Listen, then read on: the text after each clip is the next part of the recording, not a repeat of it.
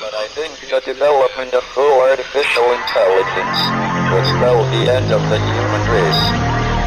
It's a flying object, and we don't know what it is. I would hope somebody is checking it out. I don't know if it was a rocket or whatever, but incredibly fast, opposite direction. It was too fast to be an airplane. I'm glad the Pentagon is looking at this, because if it poses a threat, I want them on top of it. Well, the craft generates its own gravitational field. You said there's lights in the sky? The internet has become the command center for criminals and terrorists. 911, what's your emergency? I need help, please help me! Aliens won't let it happen. You know, that's what we're instructed to say. Roswell, Area 51. Alien kept deep under the ground.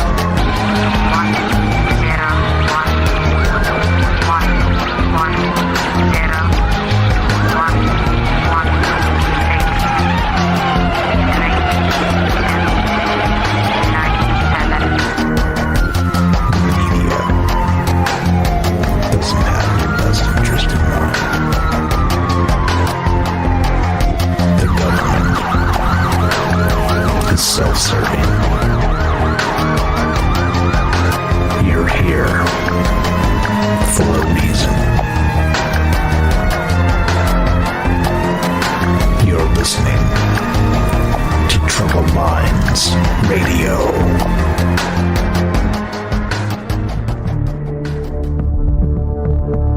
Broadcasting live from a secret bunker just off the extraterrestrial highway. Somewhere in the desert sands outside of Las Vegas.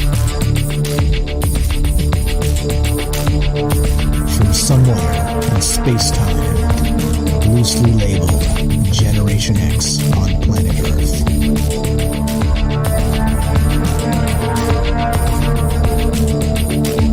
And asking questions of you in earnest.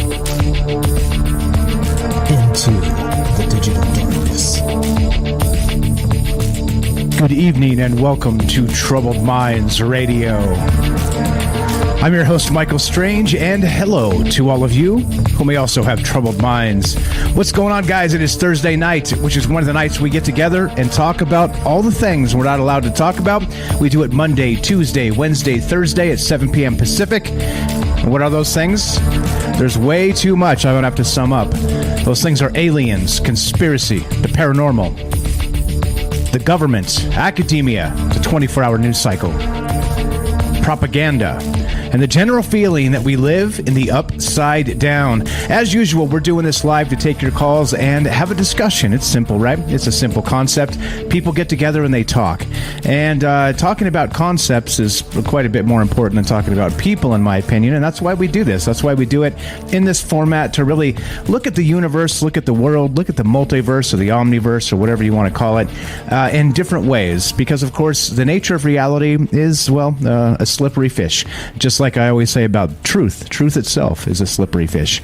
And the reason why I think we need to hear as many takes as possible is because, well, diversity is a good thing, not political diversity, or not meaning that how the political elites craft diversity to suit their purposes, and then, of course, pick and choose and bully people accordingly. I mean true diversity, diversity of thought, diversity of opinion. It's a good thing. It's why this whole show was created, to get together to hear what people have to say. Normal people, regular old people, just like me, just like you. Like I've always said, you don't have to be Linda Moulton Howe or Richard Dolan, or, you know, have a UFO blog, or, you know, so many followers on Twitter or whatever to be part of this show. You just have to be you. Just think about things and just try and detach your mind from, well, the Matrix, as many people say, the idea of I guess the Matrix is a good way to put it without devolving into that whole conversation, but sort of detaching yourself from the Matrix that we live in, and theoretically and hypothetically, of course, I don't really believe we're plugged plugged into some giant machine. But sort of, let's say the giant machine is trying to plug into our brain instead. So maybe detach out of that world and start to consider the world in some other way. And that's what's going on with this. That's what this show's all about. That's what the show's always been about. And like I said, it's my long-winded way of saying that we have a phone number, several phone lines open, 702-957-1037. That's 702-957-1037. We'll put you on the show. It's as simple as that. You can also join the Discord at troubledminds.org. It's the official website of the show, and you'll find the Discord link there, the phone number right on top, all the social media, including Facebook. Well, I don't use Facebook anymore. F you, Facebook. But I do use Twitter and Discord and all the rest of that stuff. So please check out the website, troubledminds.org. You'll find the phone number and everything you need there, the podcast and everything included. All right, so let's see. We got that. Where else are we? All right, we're streaming. Of course, we're live streaming. This is a live radio show, but we're also streaming this on YouTube, DLive, Twitter, and of course Rockfin, which Rockfin is it's a new platform, actually. It's new in the last couple 3 years, and it's sort of angled toward free speech. It's angled toward sort of decentralization, and well, it's built on a blockchain, the RAE crypto token. And if you watch on Rockfin, they pay me. They pay me in crypto, so that's pretty cool. It's not retirement level or anything, but it is something because I get nothing from YouTube. Zero. Demonetized on YouTube in month one. That must be a world record. They're like, paranormal conspiracy talk show. Beep, demonetized. Anyway, so there we go. We're streaming on those platforms, and of course, we're broadcasting live on the Fringe FM. So if you want to be part of that conversation, it's the same conversation, just a different platform there. You can actually just go to either TalkStream Live, download the Fringe app. Of course, you can find the Fringe app at Android or Apple, those app stores. It's completely free. The easiest way to listen to Troubled Minds, and you just smash the play button Monday through Thursday at 7 p.m. Pacific, and you'll get little old me, little old you, and us. I'm me, you're you, together we're us, and that can be a very powerful thing. So there you go. And then please also join the Fringe Discord at fringe.fm/chat. That will give you a direct invite. And I'm watching all the chat and all the places, trying to keep up with all your guys' amazing thoughts. And that's what's going on. I hope everybody's doing well tonight. Happy Thursday. It is Thursday night, which is, of course, Troubled Minds Friday, because there's no Troubled Minds tomorrow, except for the news show, by the way. We do a news show on Monday and Friday at 3 p.m. Pacific, and that's exclusively on Twitch. So if you want to check that out, join up on the Twitch. Again, troubledminds.org. All the links are there. I appreciate it very much, all the amazing support we've had for myself and for this show and for these conversations. Because think of it this way, and I really mean this, it's less to me about, becoming a superstar or paying the bills. Like, the paying the bills would be nice with the show, but in the next sort of most important thing, the most important thing here is the conversations, is that let's sort of detach our mind from that digital whatever they want us to believe, and maybe consider other things may be possible. And we do something on the show called Drinking the Maybe Juice, and that just means, again, it's our sort of crude wink wink brandable way to say what Aristotle said thousands of years ago. He did say that it's the mark of an educated mind to entertain a thought without accepting it, and that's what we mean by drinking the maybe juice. We talk about concepts, we talk about the multiverse, the omniverse, and our place in it, and what does all this stuff mean. So I think these conversations, sort of like a new age philosophy, if you want to call it something like that. But whatever. I mean, I hate labels, because the second you say new age philosophy, they're like, I knew it, Michael Strange is a weirdo. Well, that was true before I had a talk show. And in any case, all right, 702-957-1037. Rockfin is spelled R-O-K-F-I-N. Thanks, Albino TV. Appreciate that on the chat. R-O-K-F-I-N. Links are actually in the description down below on YouTube, and also on, again, troubledminds.org. All right, so tonight, check this out. This is a show I was going to do on Tuesday, but I ended up exhausted, because I've been doing a lot of work around the house and whatnot, and some things got to fall by the wayside, and I had to sleep. So today I actually caught up. I got quite a bit of sleep today. I feel fantastic, and feel like a brand new man. You guys, anybody like Brooks and Dunn, the brand new man, baptized by the fire in their touch and the flame in her eye? I always thought that was super corny, but hey, anyway, I digress again. So let's go with this. I was talking about, thinking about over on Tuesday, a couple days back, about the evil twin. This idea that you guys have seen this, right? Like the movie or the television show Fringe with Olivia Dunham and what's the guy's name? The doctor. Anyway, so that we'll get to that in a sec here. But so the idea of the evil twin, right? The evil twin. Now, what that means is, in of course, like in the soap opera parlance of, it's not a soap opera until your evil twin shows up, right? So something like that. It's always kind of been a joke for a long time in regard to probably Days of Our Lives, or I don't know. Like I'm not buffed up on my soap operas, but in the soap operas, it is a recurring television trope of the evil twin arrives, the long lost twin that separated at birth or whatever, but then shows up to like frame the good person, and of course played by the same actor, and in the series and the whole thing. And there's the evil one and there's the good one. Well, it got me thinking, that idea. I love the idea because what inspired this again. Shout out to Rivers out there, and James and Night Stalker, and all the amazing folks that actually contribute to these shows, help put them together. Jennifer's part of that. APOC, Rohan. You guys know who they are. Lots of fine folks that are always kicking in ideas to these shows. But so we did a show about maybe 2.5 weeks ago on the doppelganger, right? Which is sort of a paranormal twin. It's a sort of a monster that can take on the personages of you or me or anybody. They're sort of a shapeshifter. And in some cases, the doppelganger itself, it was said to, if you run into your doppelganger for the third time, 3 times, that spells doom. It means your doom is coming.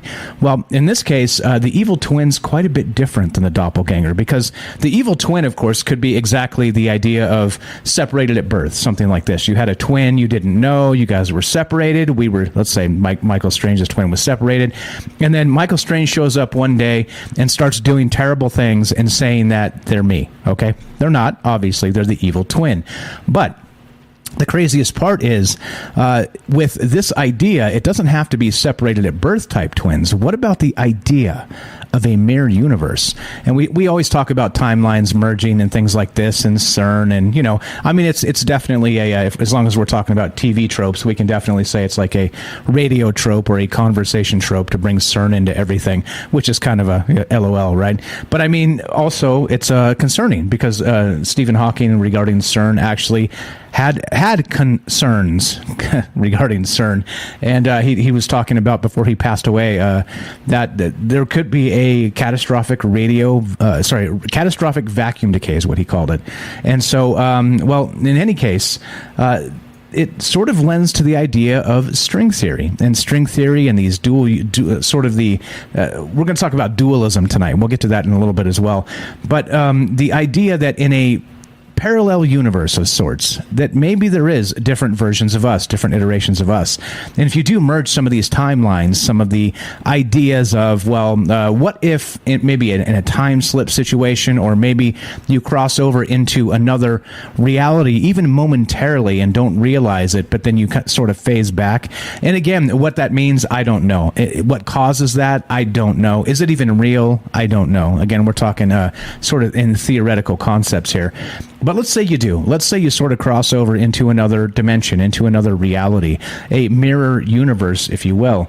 And it's in the same place. It's we've all seen the Star Trek, the Mirror Universe, and we've seen again the Fringe TV show with Olivia Dunham and all that. I can't remember the rest of their names. Walter, I can't remember his name.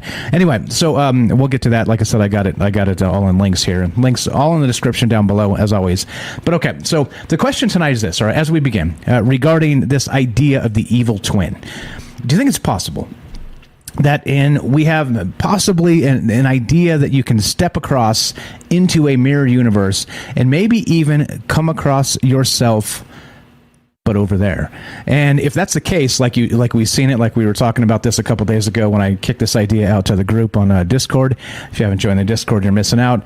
The idea was that the person on the other side that looks like you, always wears some sort of goofy hat, right? Or always has some sort of a, goatee or some different facial hair, or right, a different haircut, something like this. Because of course you have to be able to tell them apart, these two evil characters, when they're on television. But well, do you think it's really like that? Do you think somewhere out there, I don't know, Michael Strange has like a big old millennial style neck beard going on? You think something's like that's going on, or you think that's just goofy sauce? I don't know. You tell me. 702-957-1037. We're talking about this idea of the evil twin, and what do you think? Is it possible that maybe these timelines do collide, and the evil twins can cross over and meddle in this reality? That's the first question. The second question becomes, we're going to get into this now, because the idea of an evil twin is not just sort of in the concept of, let's say, string theory or a multiverse, or time slips or things like this, right? Or running into an alter ego of yourself that is not yourself, but it is yourself, just from another space. Well, maybe. But that other space in this regard, and this is what actually kind of got me inspired to revisit some of the stuff that we talked about in the Doppelganger show, but differently. Here we got this. This is an article from VentureBeat.com, and you got it. It says, "Get ready for your evil twin," and it's straight from the article here. Check this out. Now, this starts to become a little more concerning, because evil twins, again, from an alternate universe, are probably easily dodged, if you know what I mean, because it's probably, if that's a thing, it's probably extremely rare. Otherwise, we'd see twins of us walking around all over the place, right? But this is not. This is going to become actually ubiquitous very soon because of the digital world. Now, get ready for your evil twin in a digital iteration. Check this out. Straight from the article. Earlier this year, a chilling academic study was published by researchers at Lancaster University and UC Berkeley. Using a sophisticated form of AI known as a GAN, Generative Adversarial Network, they created artificial human faces, i.e. photorealistic fakes, and showed these fakes to hundreds of human subjects along with a mix of real faces. They discovered that this type of AI technology has become so effective, we humans can no longer tell the difference between real people and virtual people. Or the author of this article actually is, let's see, Louis Rosenberg, and Louis calls them Veeple, virtual people. Veeple, all right? Now, all right, so that's fine, right? If you have these digital iterations of people, but what happens when, because we've talked about the metaverse quite often, and like I said, in a sort of the space of a multiverse, that's all fine and well, very theoretical, very fun to talk about, very fun to consider. But if you take this to the next step and get it closer to our own, like, verifiable reality, how about is a good way to put that, I think, is once we sort of merge with this metaverse, this idea of, well, let's say the newfangled Matrix, if we're not already living in the Matrix, right? We're talking about layers of Matrix now. But if we do that and you go into this metaverse, and, well, they've got enough data points on yourself, they've got your facial recognition, they've got your voice, they've got everything. They got everything they need to just create a digital copy of yourself, right? So imagine you log into the metaverse and you go to, I don't know, like a virtual KFC or something, right?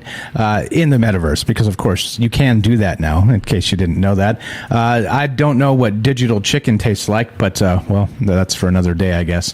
But let's say you do. You go there to whatever your favorite joint. Let's say you go to Applebee's, one of the most delicious places ever, right? And I'm not sure how they're still open, to be honest. But in any case, let's go to pick your favorite joint. You go there in a digital aspect. You roll in.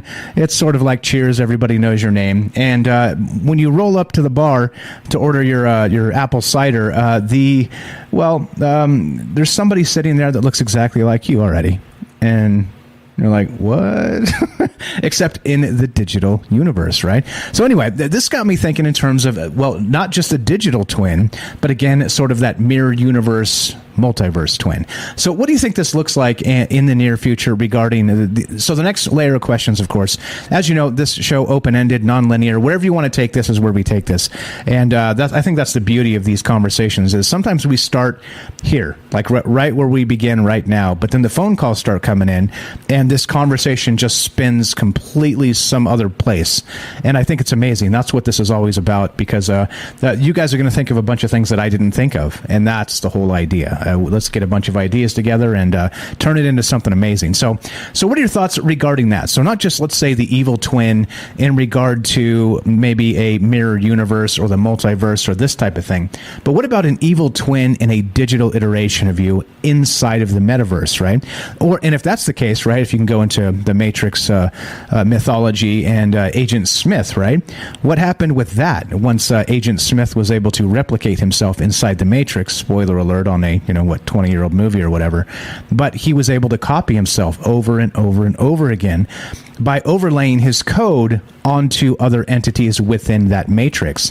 And so if you can make, so my point there is, if you could make one Michael Strange clone in the metaverse, surely you could make a million, right?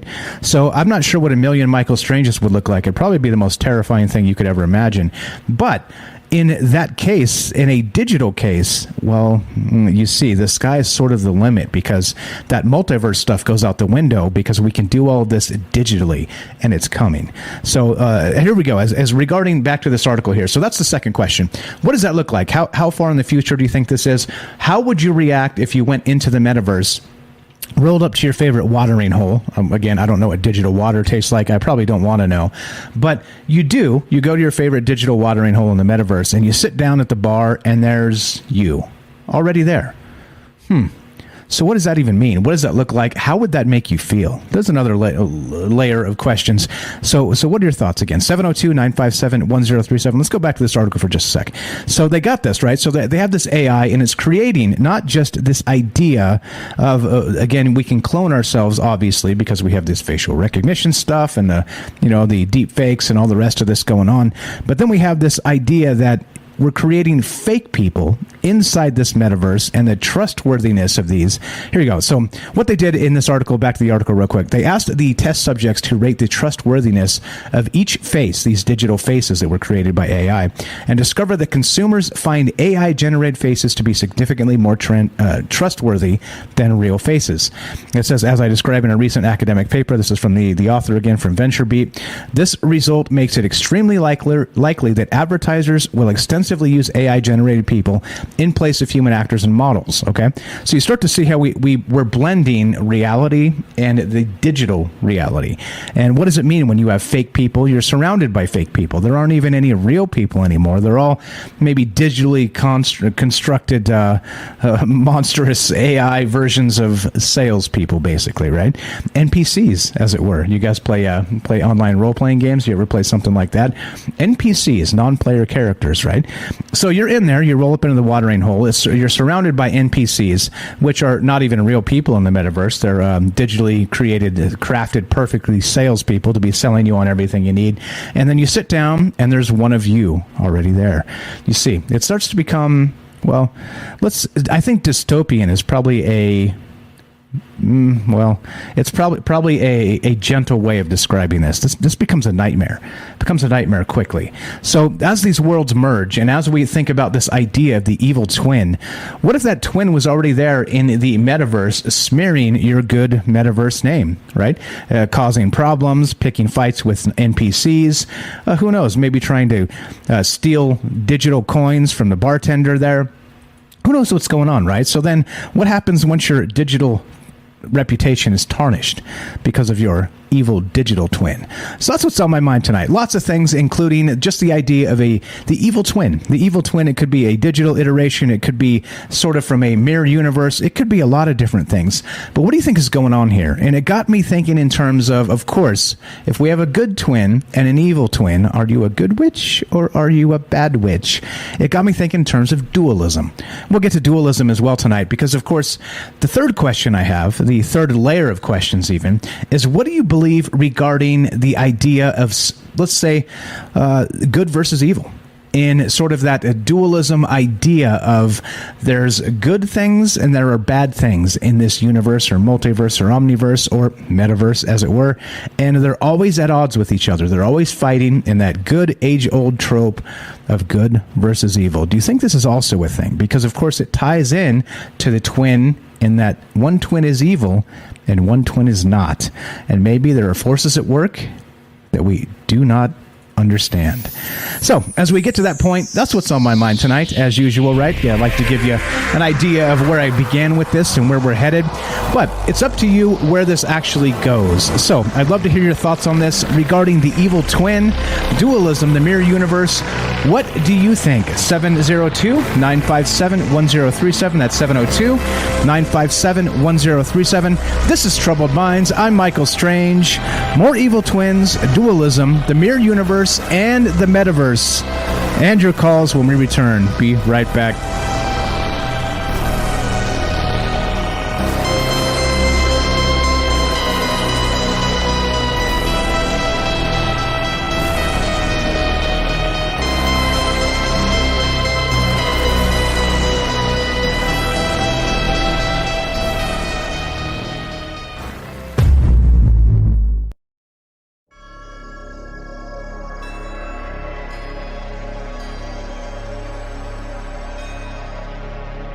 Welcome back to Troubled Minds.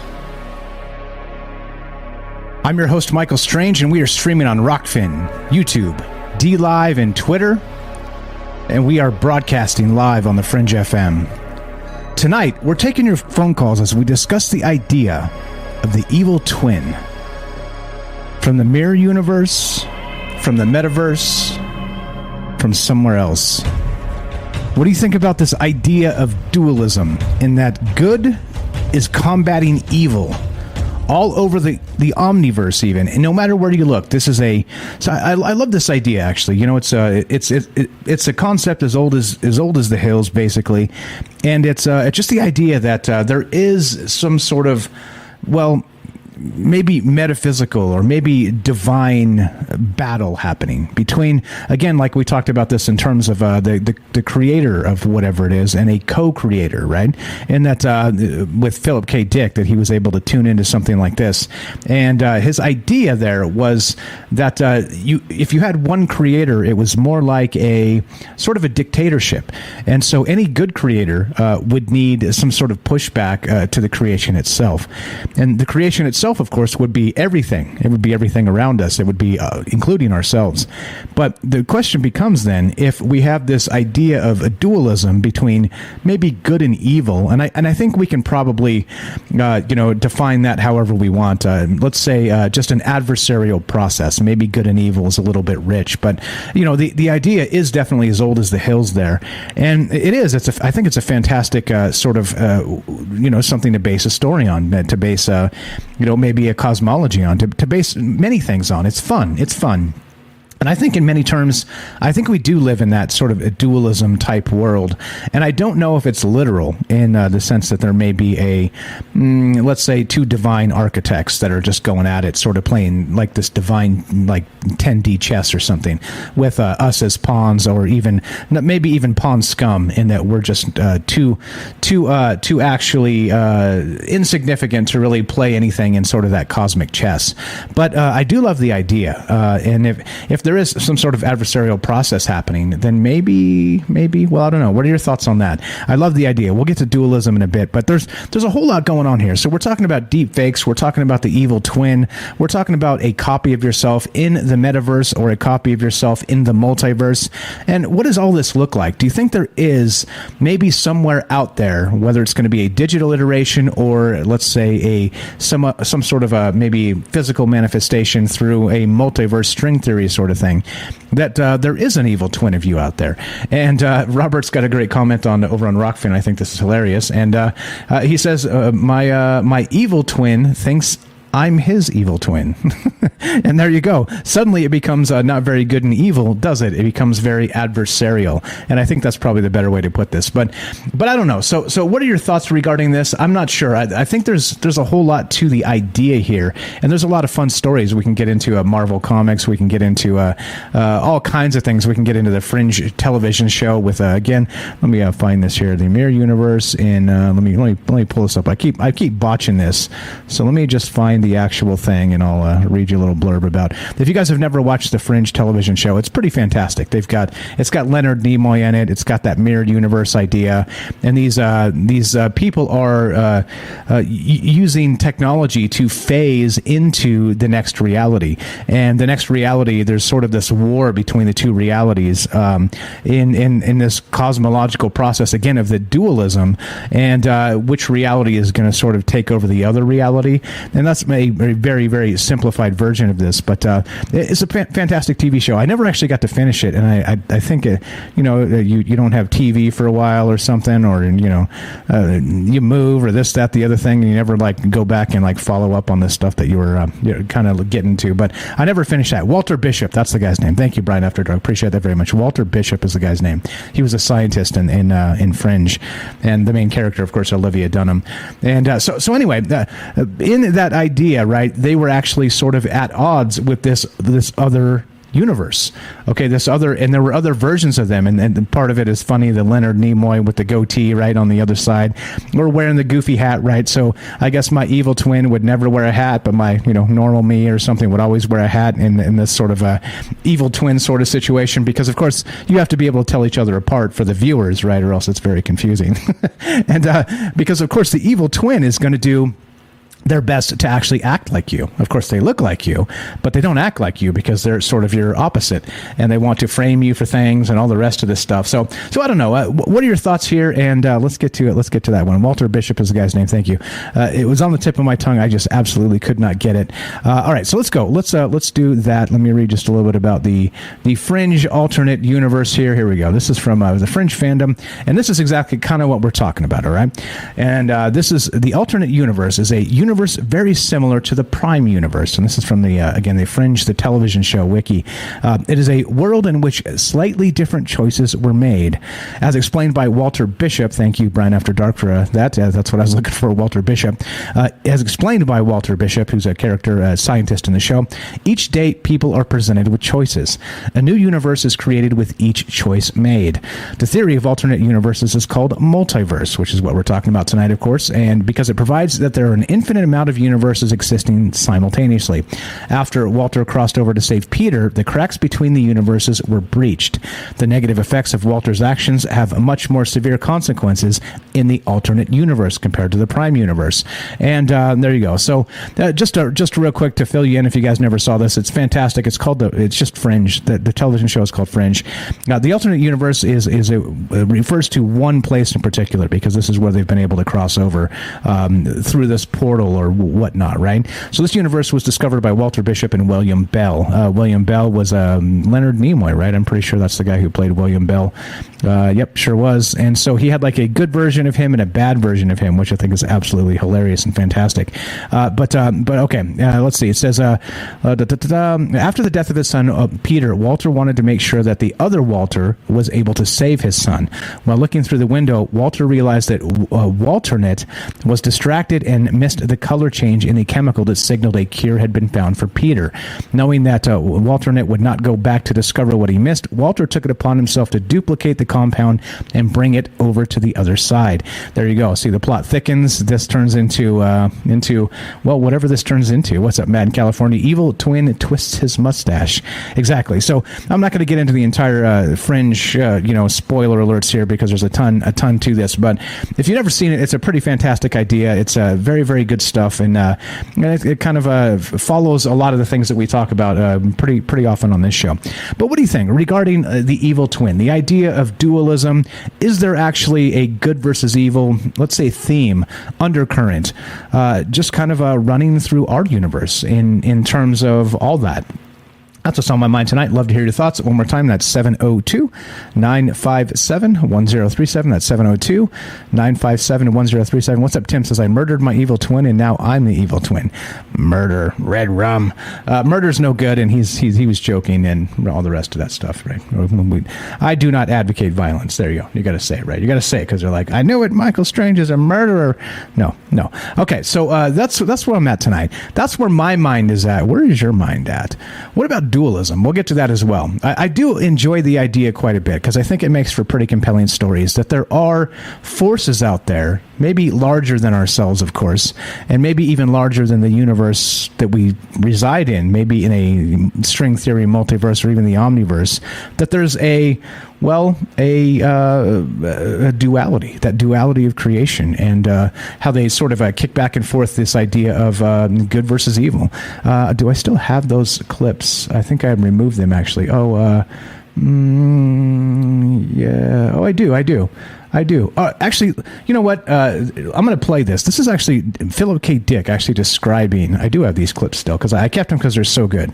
Now, listen, this is the idea of that dualism, the adversary, all right? And we've talked about this. We did a whole show on this, and that's why I have these clips set up.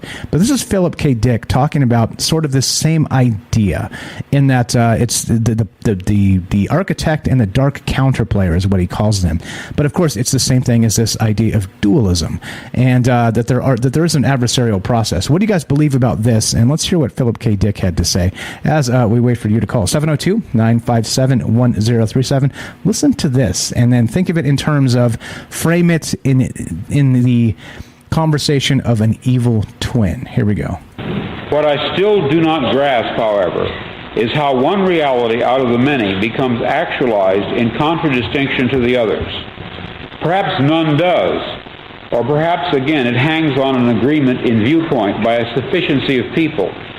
More likely, the matrix, the one with the true core of being, is determined by the programmer. He or it articulates, prints out, so to speak, the matrix choice and fuses it with actual substance. The core or essence of reality, that which receives or attains it, and to what degree, that is within the purview of the programmer. This selection and reselection is part of general creativity, of world building, which seems to be it or his task. A problem, perhaps, which he or it is running, which is to say, in the process of solving, as a computer would.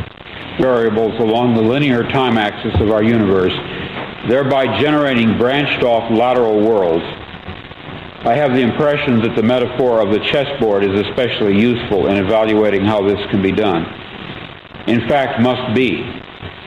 Across from the programmer-reprogrammer sits a counter-entity, whom Joseph Campbell calls the dark counterplayer. God, the programmer-reprogrammer, is not making his moves of improvement against inert matter. He is dealing with a cunning opponent. Let us say that on the game board, our universe in space-time, the dark counterplayer makes a move. He sets up a reality situation of immutable cause and effect. But the programmer-reprogrammer has already laid down his response. It has already happened, these moves on his part. The printout, which we undergo as historic events, passes through stages of a dialectical interaction, thesis and antithesis, as the forces of the two players mingle. Okay, you copy that? That was Philip K. Dick. That was back in, I believe, 1977, and he was talking about this idea of the Matrix itself. And not just the Matrix, but also this idea of the dualism, which we're talking about tonight. Maybe not necessarily good and evil, but like he put it, sort of an adversarial situation where to create something perfectly, at least in balance, that you do need that yin and yang. You do need an adversarial situation between an architect and a counter player that's playing in that, again, 10-dimensional chess. It may not even be anything to do with our timeline. Maybe our timeline and our universe itself balances out some other timeline. And that's the idea here of this evil twin. If there's one of us here doing, well, I don't know, hopefully the good stuff, then is there an evil twin of us elsewhere in sort of this same adversarial process in that it's necessary to balance whatever this thing is that we live in. Again, the maybe not just the universe, but in larger terms, maybe the multiverse. So I love that from Philip K. Dick. The dude was absolutely brilliant, and he had some ideas. He had some ideas. What's up? Reading some of the chat here. Looking for you guys to call 702-957-1037. Forrest Cube says, "My good twin doesn't like me. He said I'm evil." Yeah, right. Exactly. Damn it with the jokes. What's up, Ed Rush over on Rockfin? I see you there. How are you? Just talking about the evil twin tonight. Does anybody out there actually, do you think you've ever met an evil twin? Did you ever have that soap opera situation where you were just doing your thing, hanging out, and an evil twin shows up and you're like, who are you?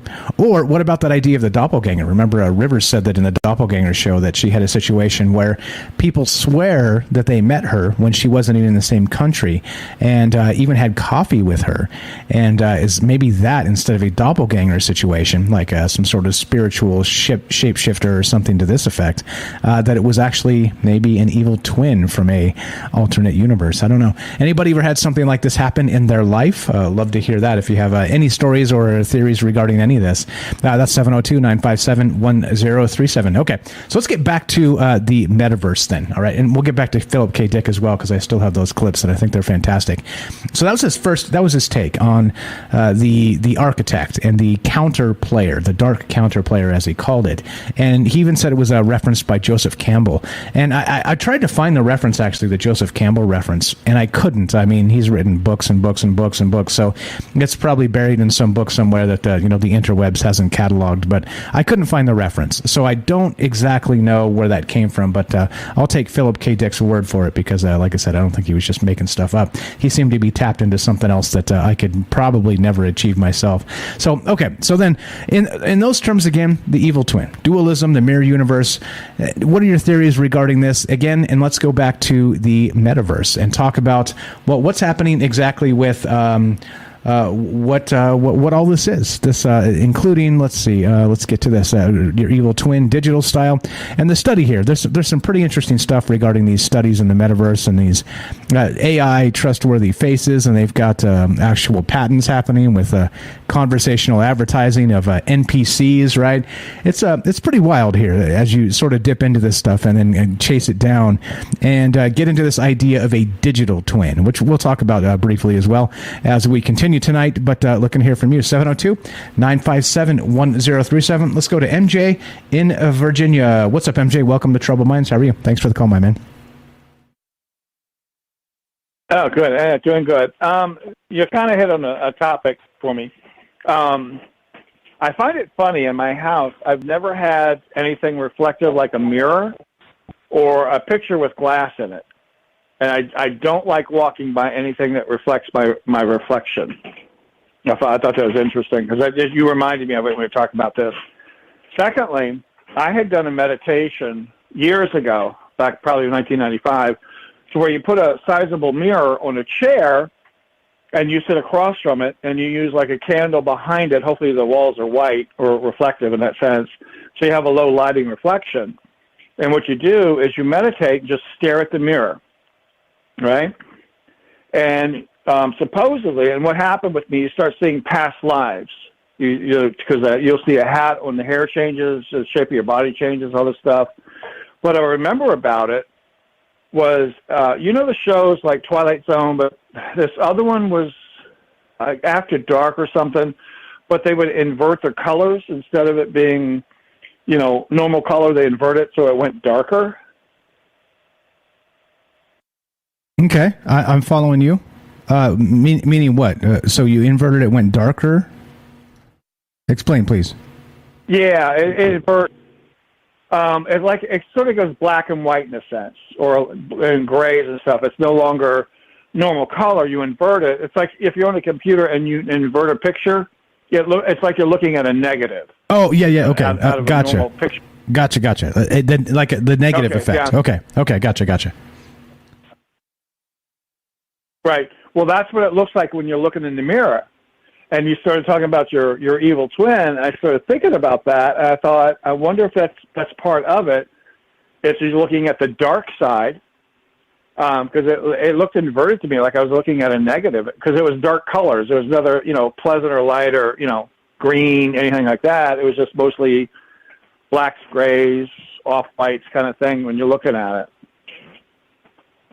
Okay, so you think there might be something to this then? Were you able to see yourself in sort of that reflection, or was it not? Was it just other things? Oh, no, it was me. It was actually but you. You watch yourself and your body. Go ahead. I'm listening. Go right ahead. Well, what you do, you see yourself in the beginning, and then the more you just sort of, relax yourself, it's like a semi-meditation, relax yourself, the more your body starts to take shapes, the hair changes, gets longer, shorter, you'd be wearing a hat, different things happen. So you actually do see some of this stuff, and that you just kind of triggered when I was like, oh my God, I remember doing something like that. But, you yourself, you can see yourself, and then your face will change, shapes change, stuff like that. And I remember also, of course, there's a white wall behind me, right? It's all low lighting, just the one big candle behind the mirror. And I'm sitting there watching, and I remember seeing my aura, a reflection in the mirror. I could see the aura, my color behind me. And then I turned around, looked at the wall, and I saw the same color, but it was a brighter color. And then I looked back in the mirror, it was still sitting there. It was pastel colors, but it was like inverted in a sense. But you could still see some of them. That's what caught my attention, was the color of it. So I don't know, if you're looking at yourself, is that your twin behind the mirror reflecting back what you're seeing with you, simultaneously? Yeah, it is. And this is sort of like the TV trope. It's the comic trope. It's this pop culture type thing. But I think there may be something to this. We've talked about the mirror universe before, and what actually lies on the other side of a mirror. And even in some sense, people have said that you don't put two mirrors facing each other on the walls, right? Because it sort of creates a portal effect of whatever this mirror universe might be. Now, so what do you think it is then in regard to this sort of negative effect where you see something that's not you but not you? Do you think it is maybe just a trick of the brain, or do you think there's actually maybe you're looking into some other place or space and there is an actual twin of yourself out there? How do you think this works? Well, one thing I like I said, I don't even like using the bathroom mirror. I have not, the one I've got, I don't look at them. I go in and brush my teeth, but if I'm brushing my teeth or shaving, I walk away from it and I'll just walk around the house shaving or brushing my teeth. I've always done that. So, and that's from a little kid. I just didn't like the mirror I had in my room. So I'm going to say there's something to that. Because recently I made my own scrying mirror, and I was scrying it, just kind of sitting off from it, looking at it.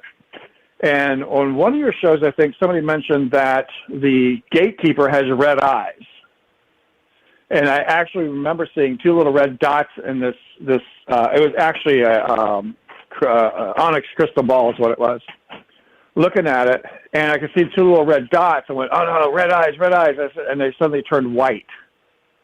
So I think there's actually something to it, because you're, in a way, when you're scrying, the way you look at it, it's like suddenly the mirror, it's not just reflective, as in the 2-dimension, it suddenly becomes 3-dimension. And suddenly you're, because I have my own mirror I made, and when I look at it, it looks, the way you get going on it, it starts to look like you're looking into another room, like there's room in there somewhere, instead of just a flat reflection, because you're going to see the depth in it and everything, which gives it depth of a room, but suddenly it just opens up to something else, and there's like a room or a portal in there. So I'm going to say, yeah, there's something to that. Okay, all right. And as always, right, what it is remains to be seen, because I wish we all had all the answers. And unfortunately, we don't. I appreciate the phone call, my man. Thanks for sharing the experience. And we're out of time, but you know the drill. You're welcome anytime. MJ, a good friend of mine, good friend of the shows. I appreciate the call very much, my man. All right, bye-bye. Thanks a lot. Have a fantastic night. Easy as that. 702-957-1037. What do you think about the idea of this evil twin? Do you think, again, damn it, Mike, you've gone too far this time. What are you doing? What are you doing now? Now doppelgangers, now evil twins? Are you insane, Mike? Have you lost it? Maybe. But I think that there's, again, back to the Philip K. Dick, right? He was tuned into something that I probably will never be able to tune into. And he wrote stories about the Man in the High Castle, about all kinds of different alternate realities. It's interesting to consider, to think that maybe this is really going on. And if that's the case, is there some sort of maybe cosmic balance necessary between yourself and an evil twin, the old yin and yang, as it were? What are your thoughts on this? You think I've gone too far? Damn it, Michael Strange, now you've done it. Love to hear them. 702-957-1037. That's 702-957-1037. This is Troubled Minds. I'm Michael Strange. Don't go anywhere. More evil twins, dualism, the mirror universe, including the metaverse, and your calls, and James Salcedo of Salcedo Paranormal when we return. Be right back. Don't go anywhere.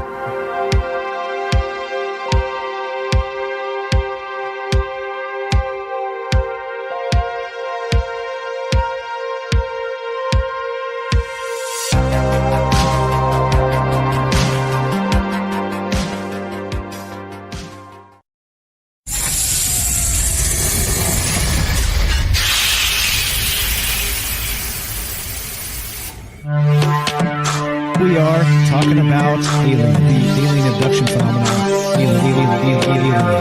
The aliens are looking through your eyes and they're accessing your optic nerve. I'm doing that. And through that optic nerve, they're transferring to your brain. People are random images as they traverse neurons in the brain. So all right, so maybe, and they also feel them planting or receiving memories or ideas or images.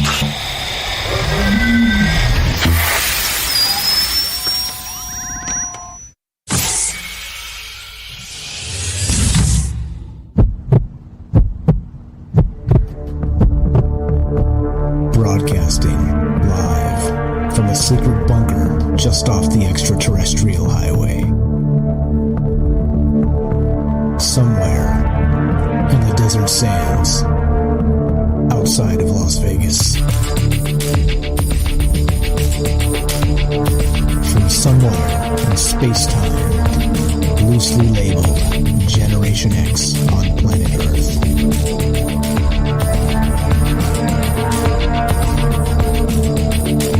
And asking questions of you in earnest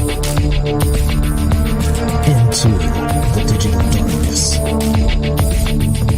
good evening and welcome to Troubled Minds Radio. I'm your host, Michael Strange, and hello to all of you who may also have troubled minds. What's going on, guys? It is Thursday night, which is one of the nights we get together and talk about all the things we're not allowed to talk about. That'd be Monday, Tuesday, Wednesday, Thursday at 7 p.m. Pacific. What are those things? Aliens, conspiracy, the paranormal, the government, academia, the 24-hour news cycle, propaganda, and the general feeling that we live in the upside down. Well, tonight we're talking about the evil twin. You think this is real? You think this is fake? You think this is just some sort of soap opera trope that needs to be put to bed? You tell me. Love to hear your thoughts. We're doing this live to include you, of course, and we're streaming on Rockfin, YouTube, DLive, and Twitter, and of course we're broadcasting live on the Fringe FM. Number to call is 702-957-1037. That's 702-957-1037. We'll put you on the show. It's as easy as that. And we're talking about evil twins. We're talking about dualism, and maybe even this idea of the let's say the divine architect and the dark counterplayer. Do you think that in the idea of a evil twin scenario, whether it's fictional or whether it's maybe even a sort of string theory or metaverse or what the hell's really going on here, do you think there is some sort of balance actually happening in regard to, let's say, like a cosmological balance, where if there's one of me here, let's just say that I'm the good guy, because, well, I do my best to be a good guy every day. But let's say that there's somebody that's exactly me, but also the opposite. That's actually chasing like the dark impulses constantly and doing terrible things. And that person, that version of me, needs to exist to have some sort of cosmological balance. All right. And I think in those terms, it makes some sense to me, just because of the dualism, which seems to be nature, the dualism of creation, which we've talked about in the past regarding Philip K. Dick and the rest of that stuff. But also in terms of the whole yin and yang principle, right? The let's say matter or antimatter or things like this, right? They have to have sort of an opposite to create sort of a stabilization of the two aspects. And maybe those two aspects are actually, again, us, me, maybe you, maybe all of us in that sort of fringe style, the fringe TV show, alternate reality. And so, I don't know, what are your thoughts? One more time, 702-957-1037, and we'll put you on the show. It's as easy as that. Let's go to James. James in Michigan of Salcedo Paranormal. What's up, my friend? The actual the paranormal expert of Troubled Minds. How are you, bro? What's going on tonight? I'm okay. Can you hear me? Loud and clear. Sound great, man. I'm sure you have a take on this. I appreciate you jumping in here. What are your thoughts regarding the evil twin, even dualism, the mirror universe? There's a lot of things here. Go ahead and tackle whatever you think is most interesting. Well, I find it somewhat ironic in a way. Did you say that Leonard Nimoy was in that Fringe TV show as two versions of himself? Yes, absolutely. He sure was. Because he did the same thing in Star Trek. Yeah, right. With the I saw that we posted in the Discord. I think it was Night Stalker that posted the picture of Spock, right? Spock with the goatee. Yes. Yeah. So this idea of this mirror universe in Star Trek has been used across their different series, with a couple of exceptions, but it's been used. Of course, it was originally used in the original series, where there was basically some kind of I believe it was like a transporter accident that accidentally exchanged people, versions of the same people, to where they were sent to the wrong universe when they were materialized again. And this happened in other ways throughout the Star Trek series. The thing that I think describes that whole universe, that mirror universe, the best is this one opening scene from, I believe it was from the Enterprise series, the Star Trek series, because there's this event called First Contact within the Star Trek universe, where the Vulcans detect the first warp signature from Earth, and so they come down and offer, an alliance. And of course, in the main universe, they do that. They do, the people on Earth and then the Vulcans and then more do form an alliance and a federation. But in this mirror universe episode, and it's just a really quick scene, so I don't think I'm spoiling much. It's at the very beginning of an episode. It has that same scene, except instead of the guy that made First Contact, I even know his name, but that's not as important here.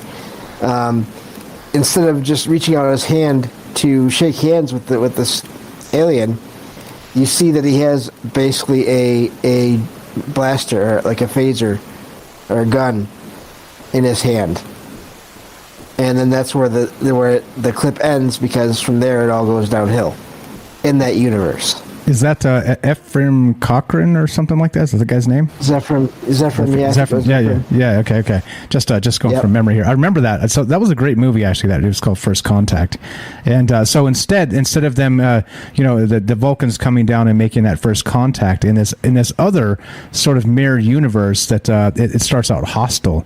So they clearly and obviously it doesn't, the Federation doesn't actually come to pass, right? Or what happens? I mean, regarding without spoilers, let's say it goes south, right? This turns into a bad situation. Yeah, it goes to the opposite, really. I mean, because in the main universe, all these different worlds, they start to work together. Well, in the mirror universe, and again, this isn't even really spoiling a lot.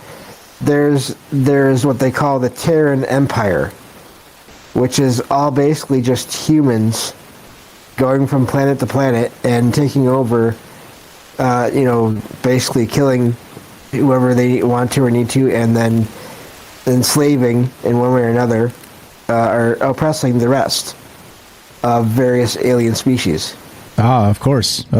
So instead of creating the Federation, we turn into the slave system, or whatever the next thing is, the next evil thing. So the evil twin, in that regard, is the evil twin not of a person, but of the actual Federation itself, that became a sort of a bastion of hopefully peace and hope in the galaxy, into something much worse than that. That's a wild idea too. That if you extrapolate, let's say. I don't know. Let's pick a benevolent country that you think. Let's say Canada. What's up, Canada? Shout out to the Canadians out there. Let's say they're the good guys, right? And let's say the concept of Canada, very much in let's say the Federation in Star Trek, somewhere, some place out there in the multiverse, there's an idea of the bad Canada, right? What would the bad Canada look like? And not maybe terms of the country itself, but the concept, right? Sort of a larger version of, whatever this happens to be. I love the idea that it may not be strictly to individuals, but maybe furtherances of maybe just big conglomerates, big companies, big ideas. Who knows? So a big idea here could be a good thing, but in the inverse, it could be a very, very, very bad thing.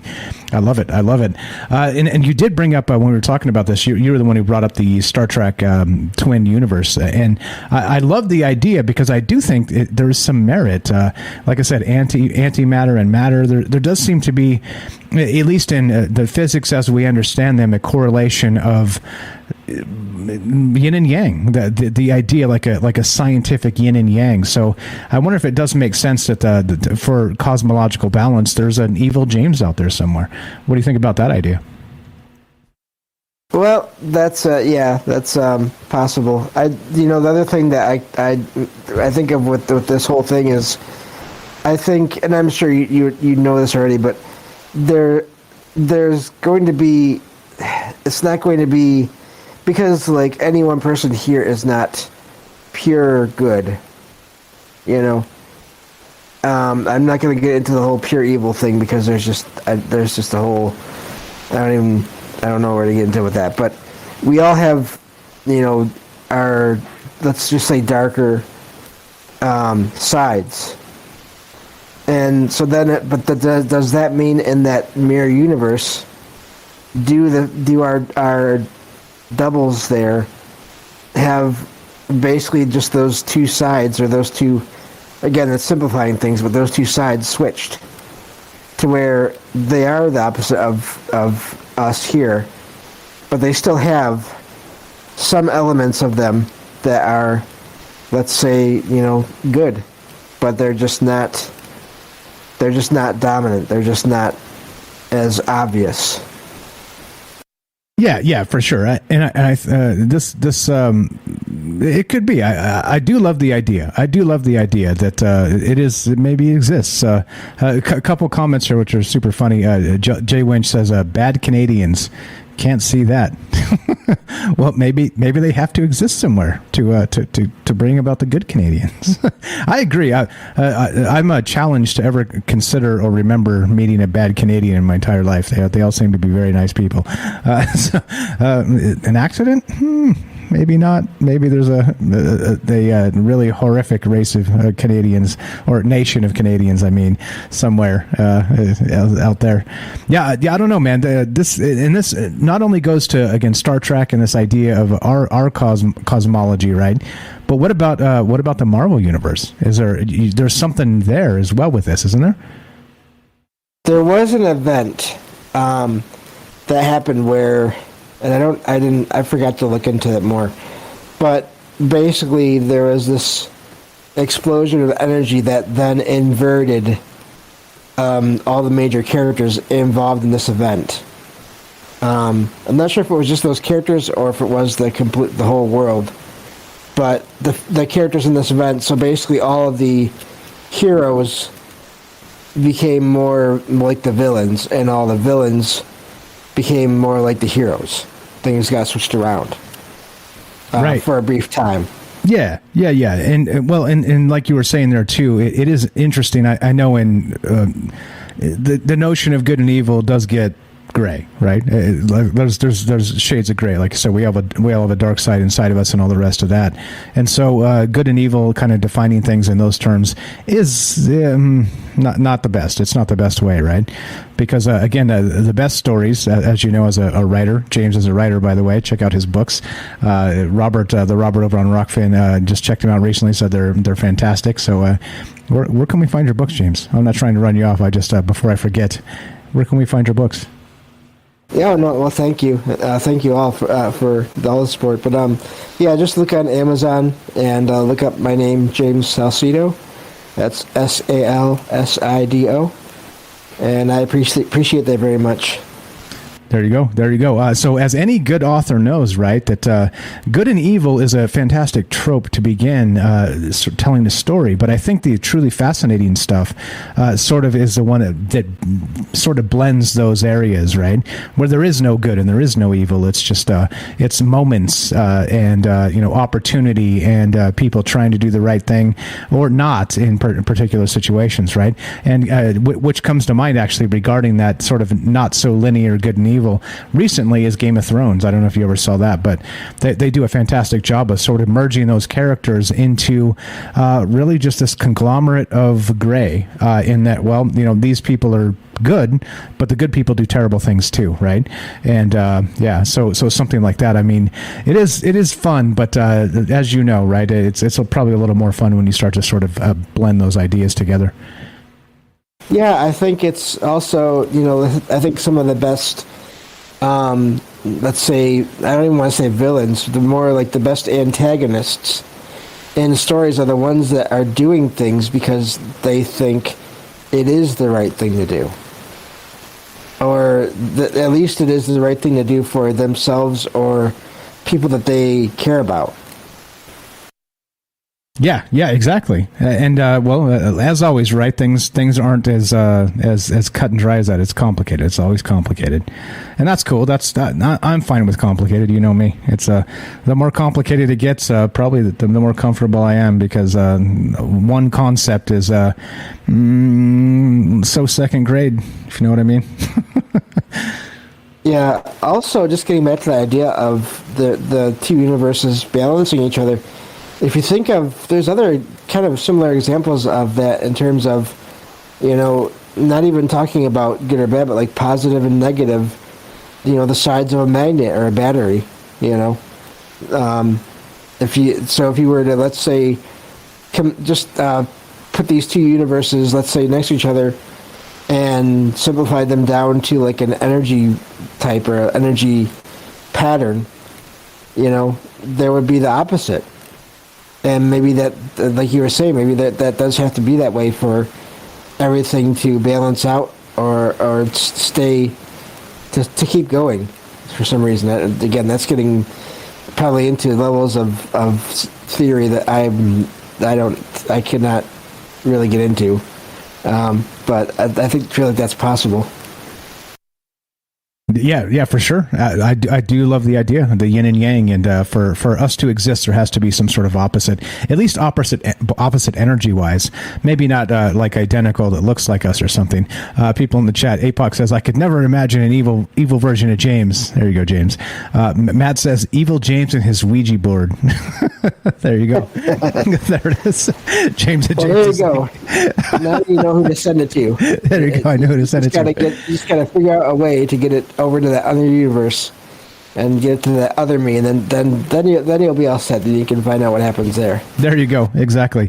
So there is a universe out there somewhere where James has a Ouija board and he's constantly conjuring spirits to come do terrible things to the world. That James, boy, I don't like that James. I tell you what, that James. So what's up, the real Mr. Pinette over on D Life? How are you? So I don't know. What else you got regarding this? Marvel or anything else, my friend? Well, the other thing I was thinking of, and I think I mentioned this in Discord the other day, is this idea that we all of our selves in these multiple universes. So let's just say in this case, in these two universes, the one that's the opposites, there's this idea that they're all connected to like a higher self or a different, like basically all just connected to each other in one way or another, and that just makes me wonder if we, our alternate versions of ourselves, ever influence each other, and maybe that's where some of our actions come from, especially maybe even the ones where we do things and then we wonder why did I do that? That doesn't make sense. What happened there? You know, I was just wondering about that whole idea of somehow these versions of ourselves influencing each other, and that's something that I feel like that could be possible in some cases. Yeah, like it sort of bleeds over. So we've all done it, right? We've done something where it's sort of not really in our character, and we're like, why did I do that? That was a real dick move, Mike. Don't do that. You know, that wasn't a nice thing. But it's not like normally what you would do, but it just sort of pops out of you, right? Like not horrifically evil or anything, but just sort of just not nice or whatever, right? And you're like, you think about it later, well, why did I do that? It just seemed to come out of nowhere, like it manifested even sort of unprovoked, you know, like nobody's perfect, but there are those moments where as humans we're like, why did I do that? And I wonder if it is sort of a bleeding over from let's say a negative version of yourself in that yin and yang, because right, the whole yin and yang, right? There's the colors, but then there's a drop of each in each side of that as well. So yeah, I wonder, man. That's a fantastic point here. Very, very good stuff as always. You're the best, James. Anything else for us? We got another couple minutes. If you got some stuff, you tell me. I think that's basically it, but I'd love to stick around and see what everyone else says, and if I think of anything else, I'll jump back in. Sure, you're more than welcome. You already know that. James here, a good friend of mine, James Salcedo of Salcedo Paranormal. He's got a podcast as well as books. Again, you can find his books on Amazon. Just search the name James Salcedo, Salsido, and you can find his books there. Also, his podcast, links in the description down below. Give him a follow. He's again, I call him, and he doesn't like the term expert, but he's the paranormal expert of troubled minds, because he does talk about paranormal stuff 5 nights a week. And if that's not an expert, I don't know what is. Because he's kind of heard and seen it all at this point regarding paranormal stuff. So go check it out. Go give him a follow. You can join his live streams. He does these. He records his actual episodes live, and you can pop into his Discord and hang out and then listen there. And then, of course, download his podcast. I'd appreciate that very much. Give him some love. Good friend of mine, doing some good work. And thanks again, James. You're the best, brother. Thank you. Right on. So we're going to keep on trucking here. What are your ideas regarding this evil twin? Well, now James brings up some good points in talking about maybe energy, sort of this yin and yang energy. And is there a maybe cosmic balance that needs to happen regarding, if you're here, there has to be a negative version of you somewhere. And maybe negative is a poor term, but let's say an opposite version.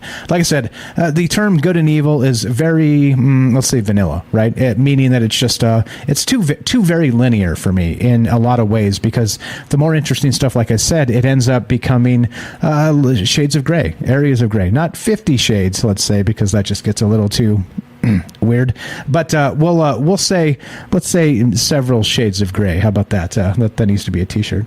Several shades of gray.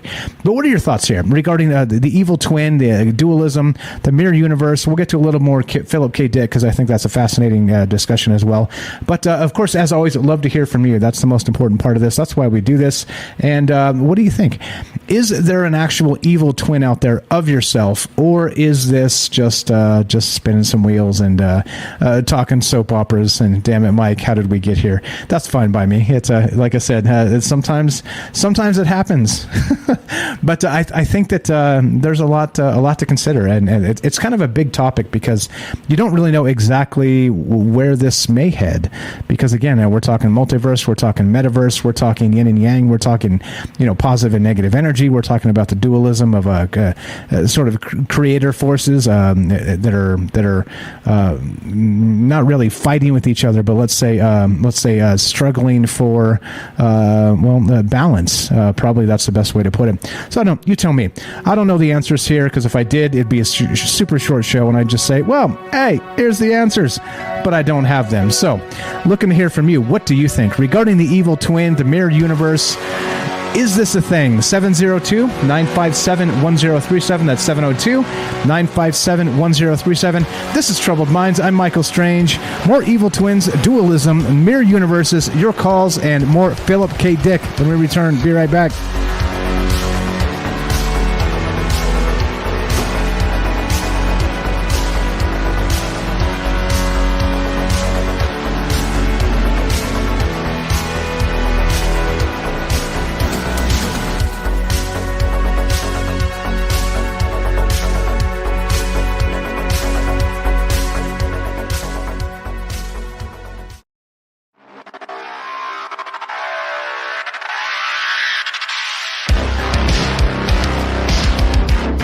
Welcome back to Troubled Minds. I'm your host, Michael Strange, and we are streaming on Rockfin, YouTube, DLive, and Twitter, and we are broadcasting live on the Fringe FM. Tonight, we're taking your phone calls as we discuss the idea of the evil twin, the mirror universe, even the multiverse, the metaverse, you name it. Do you think this is real? Is there a yin-yang sort of energy situation happening where there has to be a canceled version of you for the regular version of you to exist? Let's say not canceled, but let's say a counter version of you. That's probably a better way to put it. Love to hear your thoughts at 702-957-1037. That's 702-957-1037. Let's go to Derek in Massachusetts, the Night Stalker. What's up, brother? How are you tonight? Hey, Mike. Great show. Thank you. Appreciate it, my man. You said you got to be quick. Go right ahead. I'll shut my mouth. Yeah, I got to be quick. I got a few thoughts.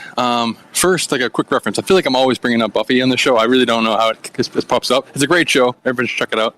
But somehow it keeps coming out. So there's an episode of Buffy where one of the main characters like thinks that he has a doppelganger or like an evil twin running around, like kind of trying to steal his life, basically. So he's like running around. He's kind of gradually getting more and more sloppy, more and more kind of disheveled as the episode is going on, like frantically being like, this guy's trying to steal my job, trying to steal my girlfriend, yada yada. Like I gotta take him out. And then this other guy is like his evil twin looks like him, but like way more smooth, way more sharp dressing, and just like seems to have his life together much more than the usual character does. So the episode kind of concludes with them feeling like realizing that neither one of them are the evil twin, and that there was this like demon or monster or whatever that like hit them with this like blast that split their essence in two. So like all of those qualities are part of the whole. Like it wasn't that like one was good and one was bad. It's like one was kind of embracing, or one was kind of comprised of like all of the organizational qualities, all of like the qualities that make you ready for a job interview and stuff, and the other qualities kind of were the silly qualities. And like when they actually hit each other, they started to become more similar to each other. Like each side was kind of rubbing off on each other. So I say that to wonder if like we always talk about the MK Ultra type stuff and like the bifurcation of the mind, or like the splitting of the personalities and the DID and all that kind of stuff. So just take that, ramp that up to another level of like a split mind, this consciousness. And what if actually one of these splits, one of these versions of yourself, literally manifests like kind of Tulpa style? Like we talk about Tulpas and egregores and all that kind of stuff a lot. So what if the same type of mechanisms take place and just kind of join together, where your mind splits, and then for some reason the consciousness is able to escape outside of your mind and kind of like run amok around the world, you know?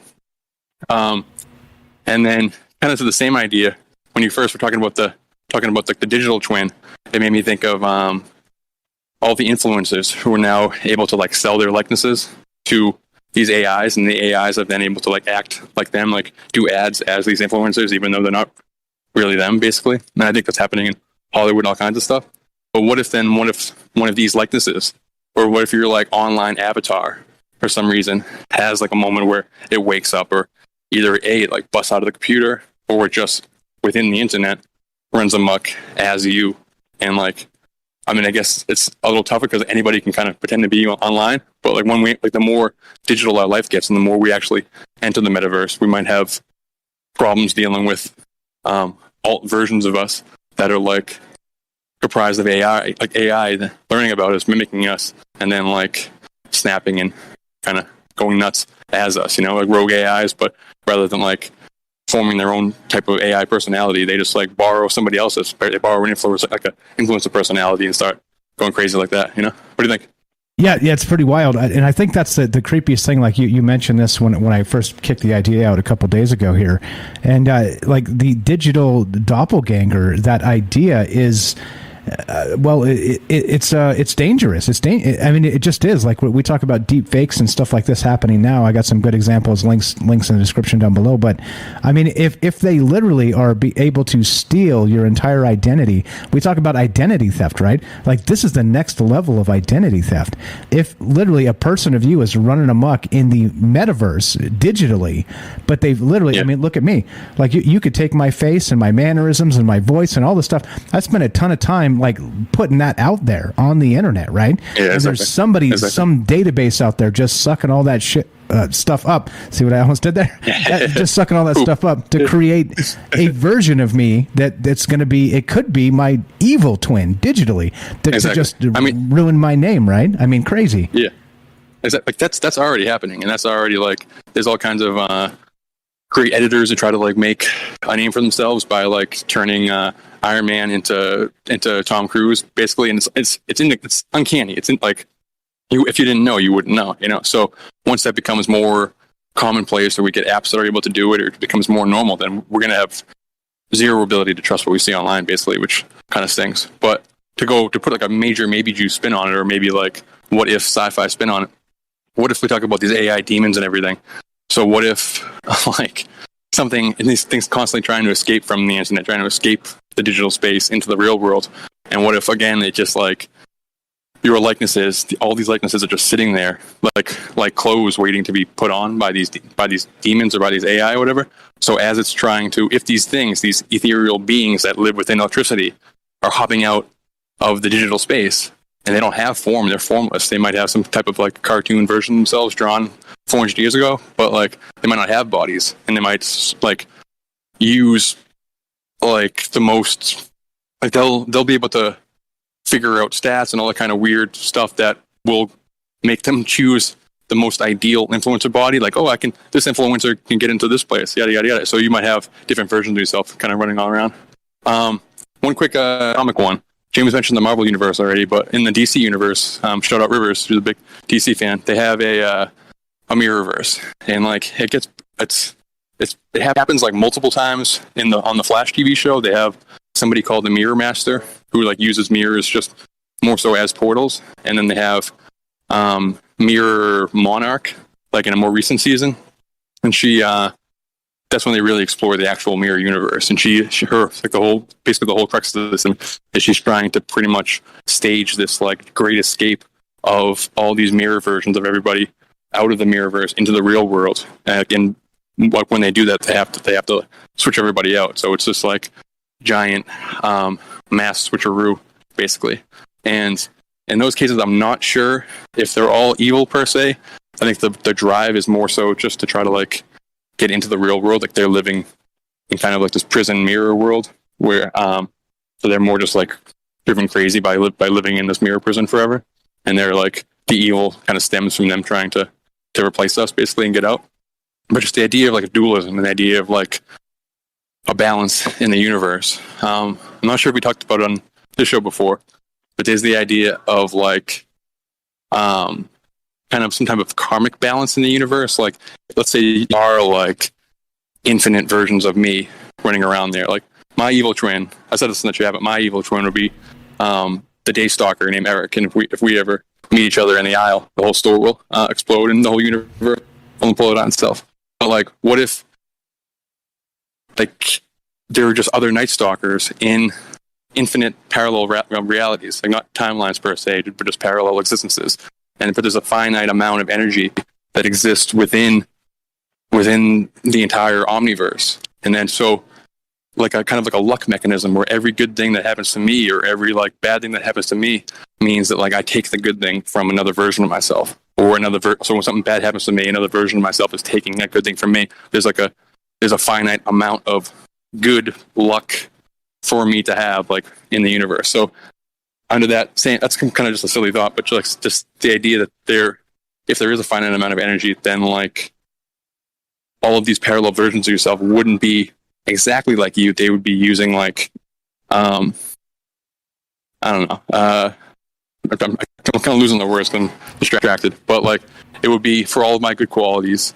It would just have the opposite. It would be like I'll be using that good quality energy here, and they would be having to like assemble itself based like using the other stuff, like the leftover stuff. So because it has to create this balance throughout the entire cosmos. Does that make sense? Yeah. And sometimes those realities might overlap and stuff. Yeah, which means it's impossible in those terms for like there to be, every iteration of Derek is a good Derek, because there has to be disheveled versions, there has to be the Daystalker, there has to be versions of you that are not interested in this stuff at all, versions of you that are super religious or super not, or everywhere in between. And I just came up with a term while you're talking about that. Maybe this is a T-shirt. It's sort of like a karmic cannibalism, right? Where we, in some case, we're stealing it from somewhere else, even if it's like the luck happens to land in our lap, it's still borrowed, wink wink, from some other place, some other space that is also competing for that same karmic value, I guess. Yeah, wild stuff, man. I love it. I mean that is basically how like we see our universe working. Like nothing can grow, nothing can be birthed, nothing can exist if it's not literally taking energy from something else. Like we do it in the form of eating stuff and consuming other stuff, but just across the board, on every scale, it's like an interchange of energy. So what if that interchange is happening like amongst the entire omniverse and amongst like the plurality of ourselves? So then like, I don't know. So then that would, just from our vantage point, create like, just run the gambit on different versions of yourself and some of them. And then like, I think it's more of a time idea in Marvel with Kang, but Kang is like, his idea, he's from the year 3000 or whatever. He's Kang the Conqueror, and he basically realizes he's like the smartest. He's like Reed Richards' like grandson, or Dr. Doom's grandson, or something like that, great grandson. And he's the smartest guy in the world, and realizes that he comes to the understanding that there's multiple versions of him. There's multiple realities. We live in a multiverse, and he is evil, or he is like a conquering force. So he starts bouncing from universe to universe to universe, like taking over his other versions. So we might only encounter other versions of ourselves if they are evil. They have to have that like drive, that conquering quality, that like screw loose that would force that would make them start like try to come and find us, try to like escape its reality into our universe or whatever. So that's why like when we find out doppelgangers, they're very often negative. Maybe I'm rambling. I'm losing track of my point, so I gotta go anyways. But awesome show, Mike. Good stuff. Appreciate it. Always a pleasure. Derek here, the Night Stalker, has a YouTube channel. Check it out. Links in the description. Have a great night, bro. Thanks for popping in here. Thank you, bro. Thanks. All right, 702-957-1037. Click the Discord link, troubleminds.org. Do follow the fine folks that make this show go round. Like I said, you guys notice that when people call in, this show really takes on crazy angles, good crazy angles, right? Like we were just talking about removing that term crazy from my vernacular, because you say it's got a negative connotation, but I think that in terms of good crazy, well, the more people call, we just turn this thing into I don't know, a party, karmic cannibalism. 702-957-1037. Let's go to Jay Winch in Texas. What's up, brother? Welcome to Troubled Minds. How are you? Hey, not bad. So how much time do I got on the clock? You got like just close to 12, 13 minutes, something like that. Go right ahead. Okay. So I'm going to go out and I'm going to give an evil version of you. And my first question is, you probably played D&D, and I'm talking a first edition D&D way back when. You're a little bit older. I could just tell by the knowledge you have. I'm going, you've actually probably played the first edition D&D, yes or no? Confirmed, yes. Dungeons & Dragons first edition? Okay, so your current version is lawful good. You are a mediator. You keep people from getting too far into saying certain things. And if somebody slips, you correct it really quick to keep everything good.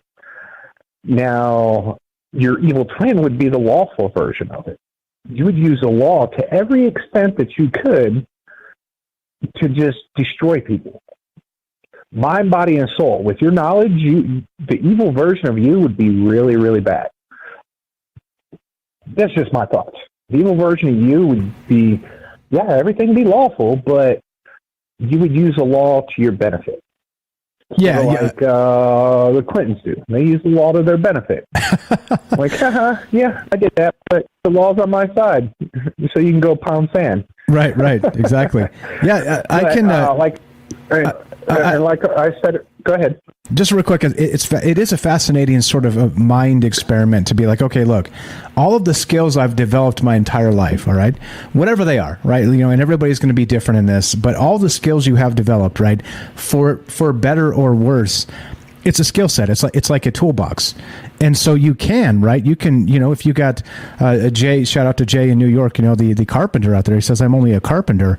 If you got a toolbox, you can do a lot of things with it. You can build things, right? Or you can destroy things. And I think that's really a fascinating way to put it, sort of frame it in the D&D aspect of, what's the alignment of Mike, If you want to say I'm lawful good, that's very kind of you. I'm not so sure that's the case. I would probably put myself in the neutral good category to try to do my best. I just... Yeah. I've never met you personally. I've only talked to you over the phone and your show. So Sure. I'm just saying it's very kind of you. The same thing what you're talking about, the toolbox. Like, for instance, you take your vehicle to a mechanic. It may take him 4 hours to fix that one problem. You give him 30 minutes, he could destroy your car. And you didn't even know until you drove off the lot. Yeah, 100%. And that's where it leads into, in the chat where I was talking about the evil version of me. I'm a very neutral person. I try to stay out of, fighting and arguing, this, that, and the other. Like, oh, you want to do that? Cool. You want to do that? Cool. But on the tick side of evil, because I'm very, very good at doing evil. I don't want to do it unless I have to, but I'm very good at it. I'm military trained. I joined the military prior to 9/11. I spent my entire career training people how to shoot, communicate, survive, and live. But on top of that, I was medically trained. So everything I was medically trained, I know 100 ways to make it to where I couldn't save somebody. So I think the alternate version of me would be like a chaotic evil, but drawn down. Like, oh, hey, I want to go chaos, but you ain't going to catch me because I'm extremely smart and I'm extremely cocky and I know how to get away with it. Like it'd be a murder mystery thing. So I'll leave that there with the D&D thing, but the whole mirror thing kind of reaches out to some of your greatest people that are known for predicting the future, looked into mirrors, or Nostradamus was famous looking into a black pool of water.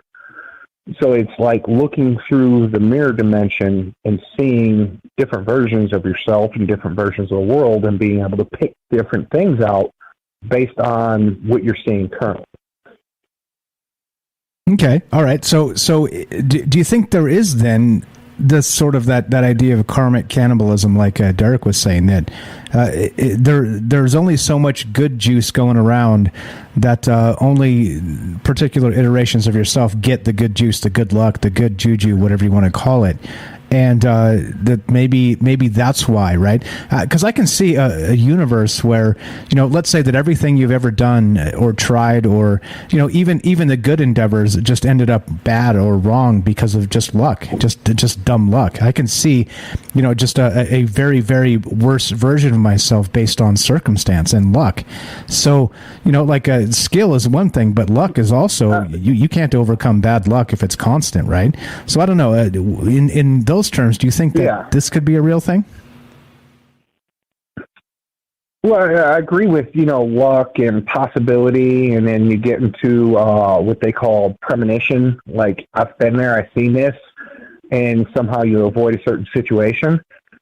But I'll also expand on that, where good and evil, the yin and yang, it's in the eye of the beholder. And the reason I say that, if I invited you to my house, Mike, to eat a Texas brisket, some pulled pork, ribs, jalapeno poppers, bacon wrapped with cream cheese, you'd be here tomorrow. Like, if I was cooking it all night, you'd be here tomorrow. I'm leaving right now. Show's over, guys. I'm an evil freaking person. I killed the cow. I killed the pig. Like, I'm an evil person. So evil's in the eye of the beholder. You see what I'm getting at? Yeah, for sure. So and evil is in the eye of the beholder. If I grew up in a bad situation, my dad wasn't around. I was living, close to Detroit, Michigan when I grew up, and at the end of the day, like, I wanted to eat, and I didn't have no food in my place. Like, hey, man, I'm coming in your house. I wouldn't, you see what I'm getting at? Like, to me, I have to eat. And if that means I got to come take something you have, to me, that's not evil. I'm just providing for me and my family. And it relates back to the eye of the beholder. What's evil to you may not be evil to somebody else. And like I said, when it comes to eating meat, to me and you, it's like, dude, you're cooking brisket and ribs, I'm on my way. But to a big chunk of people out there, especially PETA type, side of the left-right extreme paradigm, that's evil. So it's like, can there be an evil twin? Yes, but I think it would balance itself out at the end of the day. Yeah, it has to. As always, without balance, you have chaos. The old karmic balance, yeah. I think it exists. There's chaos. Yeah, I think it's real. I think this is real, and I think magic and karma, and I think things like this, whether you believe they're real or not, I think they have a funny way of sort of manifesting realities, right? Again, luck. You could say luck is luck. It's just simply, like you throw the dice and you flip the coin, and it's this or it's that. And the whole karma. Sure, go ahead. With the whole karma thing, when I was younger, I grew up where I did, not too far from Detroit. I was a young, dumb punk. I used to go out and do shit that I probably shouldn't have. And as I got older, it came back to me. But then when I got my mind right and I did what I thought was morally right, I never had issues with it. It's kind of like if you go out and put yourself in a situation, that situation's always going to be there for you. And that goes into, like, if you want to go run the streets, and rob and steal and sell drugs and stuff, you're putting yourself in that situation. You're that more likely to have that come right back at you because you're in that situation. But if you take yourself to the mountains, you go live off grid and, you're 20 miles from a paved road and you're just living off the land and, doing the whole vegan life and planting vegetables and eating, nuts and berries and stuff. Really, the only thing you got to worry about is those apex predators, like, a bear or a mountain lion or something like that. So karma kind of leads into that whole evil twin thing. Like, if you're going out and doing dumb things, well, your evil twin, you may have got lucky that time, but your evil twin's going to come back and get lucky and take from you what you took from somebody else. Exactly. Hey, you're on the game here. Start talking about evil twins. Yeah, no, you're on the game here, man. Yeah, I do hear that crackling, guys. I wonder if it's the internet connection. But okay, we are just about out of time. So, what's your final thought here, Jay Winch? Do you think this stuff is real? This maybe push and pull of the karmic spectrum, and we have to have an evil twin to balance out the universe. Do you think this is an actual real concept? Honestly, I hope it's just thoughts and conspiracy theory, because I'm going to be 100% honest. Sure. An evil twin of me would not be good for any situation. With the amount of knowledge that I have and everything that I've lived through and how intelligent I am, like, people call me cocky. Well, I'm not cocky, I'm confident. I'm confident because I know what I'm talking about. So an evil version of me, that'd be extremely bad. And I really hope that there's no version of an evil twin of me. And I'm pretty sure there's a couple people listening or in the chat that are saying the same thing.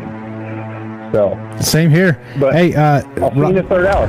You're the best, bro. Robert on Rockfin says an evil twin of me is making $6 million a year on CNN, lying to the American people. Jay Winch, you're the best. Have a great one, brother. Appreciate the call. That's Jay Winch in Texas. Great stuff. Hey, this is the deal. We're talking about this. We're doing this, and we're going to continue. God willing, we've got tomorrow, right? The bad news is we're done for tonight. The good news is, God willing, we've got tomorrow and the next day. Hopefully, cross your fingers. As we finish, it goes like this. If you're listening to us on the Fringe FM, stay tuned for Joe Roop, Lighting the Void. If you're listening to us on any other platform, including the podcast feed, stay tuned for a third hour of Troubled Minds.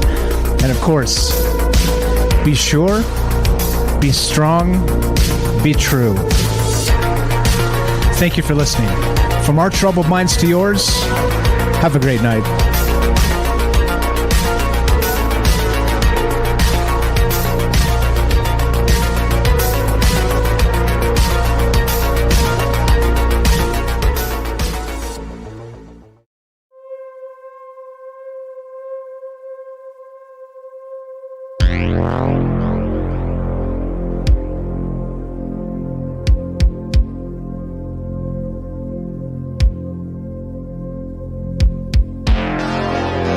You see that timing? You see that?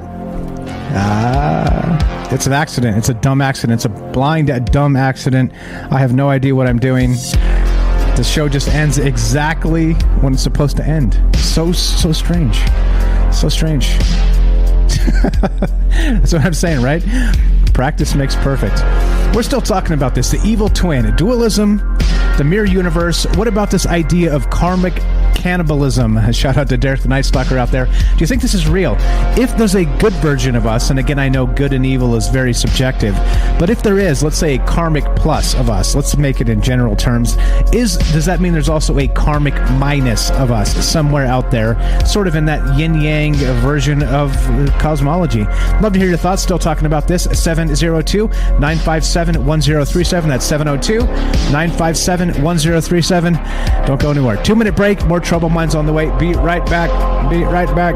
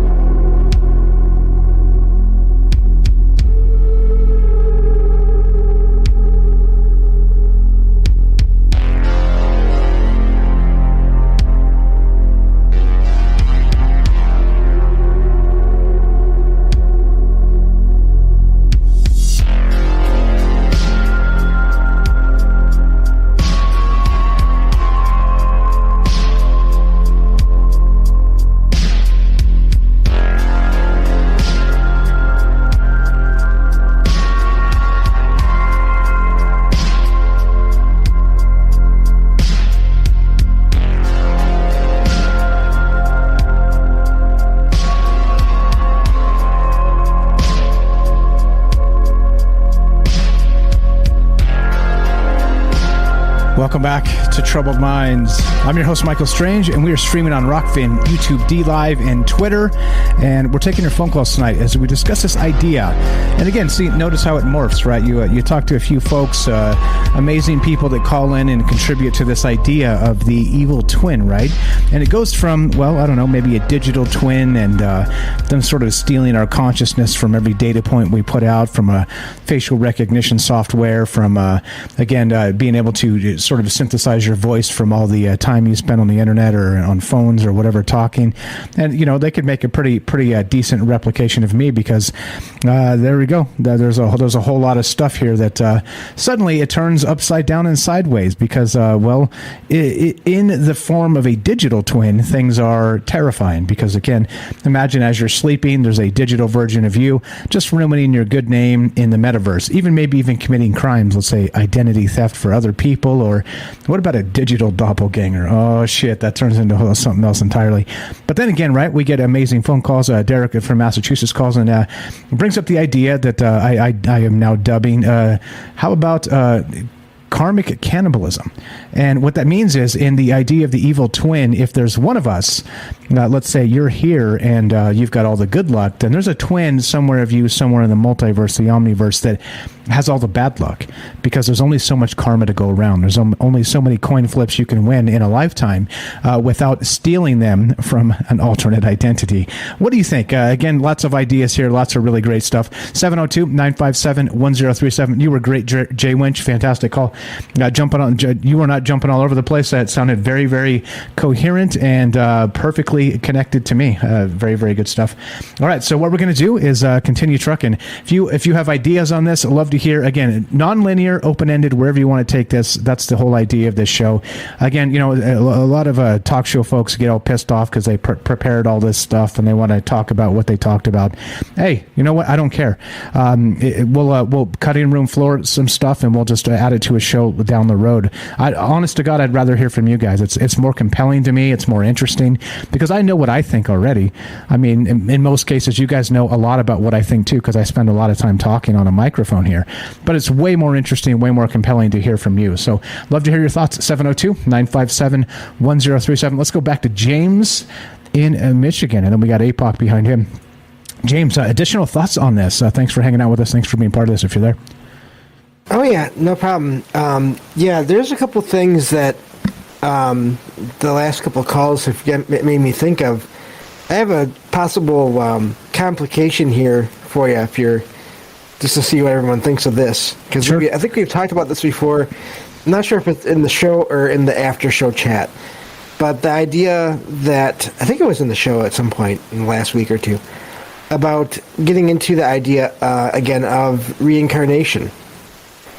How when you're in between lives, you're in that other, wherever that is, you're in some other place, other dimension, other whatever you want to call it. And then when you reincarnate, you don't necessarily have to come back to the future. You can go back you can be born into someone in around the same time. So there can be multiple versions of you in the same world in the same time. Now imagine that all that energy that is basically still you shared across people that are still in this same universe. Okay, so meaning that you can have an evil twin here, not somewhere else, actually here. So that was just one idea. The other is I really Derek's call made me think of a movie. And it's kind of like an action movie, but the idea behind it is, I think, is really interesting to look into. Which is, and I don't think we mentioned it when we were talking the other day, is The One, that Jet Li movie. Do you remember that one? Yeah, you know what? I don't think I maybe saw like part of it for like 10 minutes or something, but I remember the concept, right? So it was like you explain it better. I'm sure you've seen it. I haven't actually seen it, so I don't want to butcher it. But yeah, I remember the concept. Go ahead. So basically there is this idea that there's a legend, I guess, and it's not really specific where it comes from. This idea that there are multiple versions. There's a version of any given person in multiple universes at any given time. And as each one of those versions passes away or dies or is killed, the rest of the versions get all a bit of that power from that one version it's like a kind of mixture of physical and just overall. They become stronger and faster, of course, because it's a fighting movie, you know. But the idea is they become more powerful in various ways. With the death of each person, that is a version of themselves. And in this movie, there's this character that is played by Jet Li. It's one of those weird movies where there's Jet Li acting with Jet Li. But this one version of him, or the character, he finds out about this, and so what he does is he finds ways to get from universe to universe and kills versions of himself. Ah, yes, to steal their power, basically. So there's like a power base that's distributed throughout them, and every one of himself that he kills in alternate universes, he becomes stronger because he's absorbing sort of their energy, right? Yes, until in the beginning of this movie, where they're at is there's only 2 of him left in all of the multiverse. So the other guy, the other version of him is equally badass because the power balance is perfect. Right, and it's almost a literal good versus bad at that point as well. The characters are that different. You know, it's just the same actor, but different characters. But different versions of, you know, there's the one that has no idea about any of this that's going on at the start of the movie, suddenly is being attacked by this other version of himself, and he has no idea. Because also the other thing about this movie is not all of the universes have access to each other. Like, there are some universes where technology is in different stages. So there's this good version of him that has no idea about any of this until the movie starts. I love the idea. I love it. Hey, James, can you help me build a portal to go kill the other versions of myself so I can become badder and badder ass? Let's do this, James. Let's do this. Sure. We just got to study science and become a scientist and make a few breakthroughs here and there, and that'll work out. Yeah, this will be fine. How could this go wrong? This will totally be fine. Yeah, and then you'll get some alternate version of me mad at you, and then you get the Ouija board out, and then, you know, that'll end well. No problem. Yeah, for sure. I appreciate the input there, because I do remember that movie and the concept.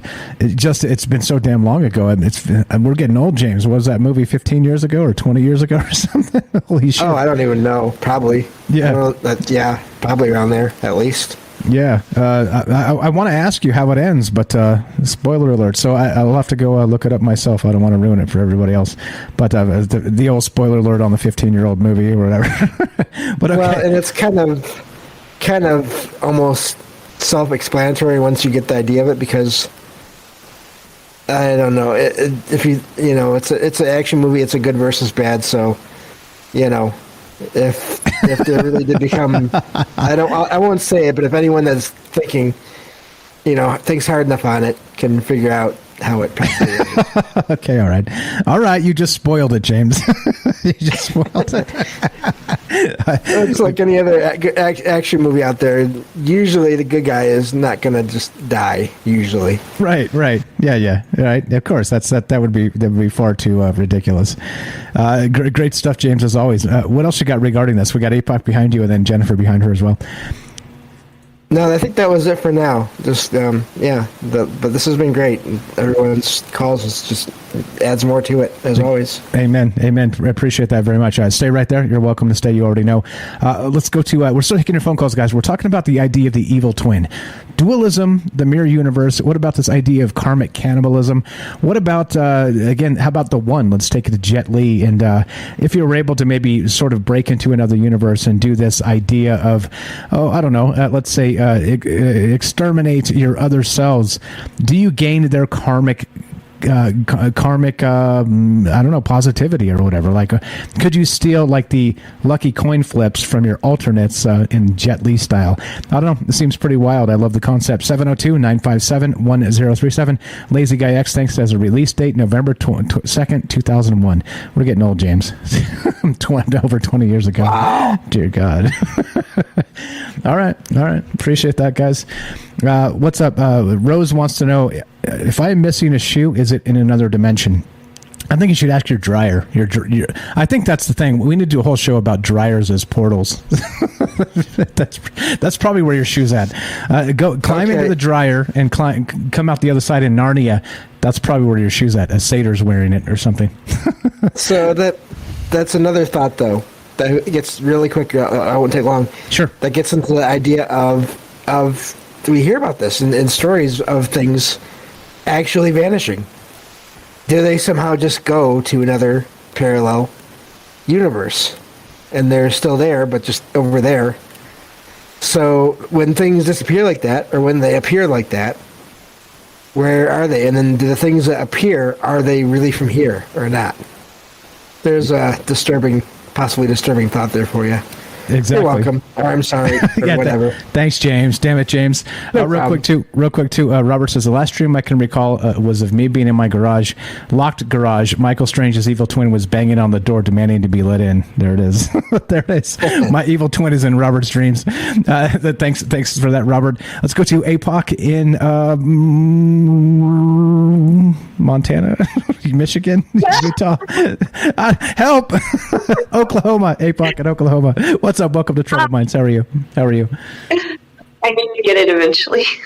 Yeah. Hey, it's I got a lot of things swimming in my brain, as you know. So, what if you also adopted the karma of the evil twins that you disintegrated or disposed of? So that wouldn't necessarily be good. Yeah, right? so it would be a cancellation. Is that right? Cancellation of your positive karma, because you would adopt the evil, right, karma of them. Yeah, that's a good point. There you go. That mirror thing that who was it that brought up the thing looking in the mirror? MJ. Shoot, can you hear my dog in the background? Nope, you're good. That was MJ. Okay. Excellent. Okay, so MJ, I learned how to do that thing back when I was 16 or 15, 16, something like that, because of the weird family I grew up in. And so, if anybody knows me long enough, there at some point we have a candle in between us and we're staring at each other's weird faces twisting and turning into other faces. So that's a cool experiment. You guys should try it. But anyway, what if our twin and ourselves, what if all of this is within us? And what if are you sure you can't hear the dog? Yeah, perfect. I don't hear the dog. James, you hear the dog? Confirm. No dogs. No dogs. Okay. All right. Okay, that's good. So, what if we have all of that within us, and our challenge is to keep it in balance? And that's why we have such sort of strangeness in this world. It's so difficult to not go off track or go down this road or go down that road. What if our job is to keep the balance and balance not only ourselves but also this place? In part, I don't think that's our job, but in part, what if that's part of our challenge here, is that we are both our good and evil twin, and we are wrangling part of that and sort of finding a way to keep the balance. Yeah, I think that makes a lot of sense.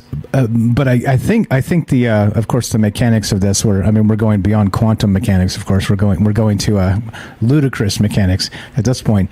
But how does that work? So does that mean that So let's say that you have an evil twin. So you're saying the evil twin doesn't exist? It's just within us, and the duality is actually us in one person? Is that what you're saying? Well, in a way, and it could be that we have those two personas within us, not necessarily.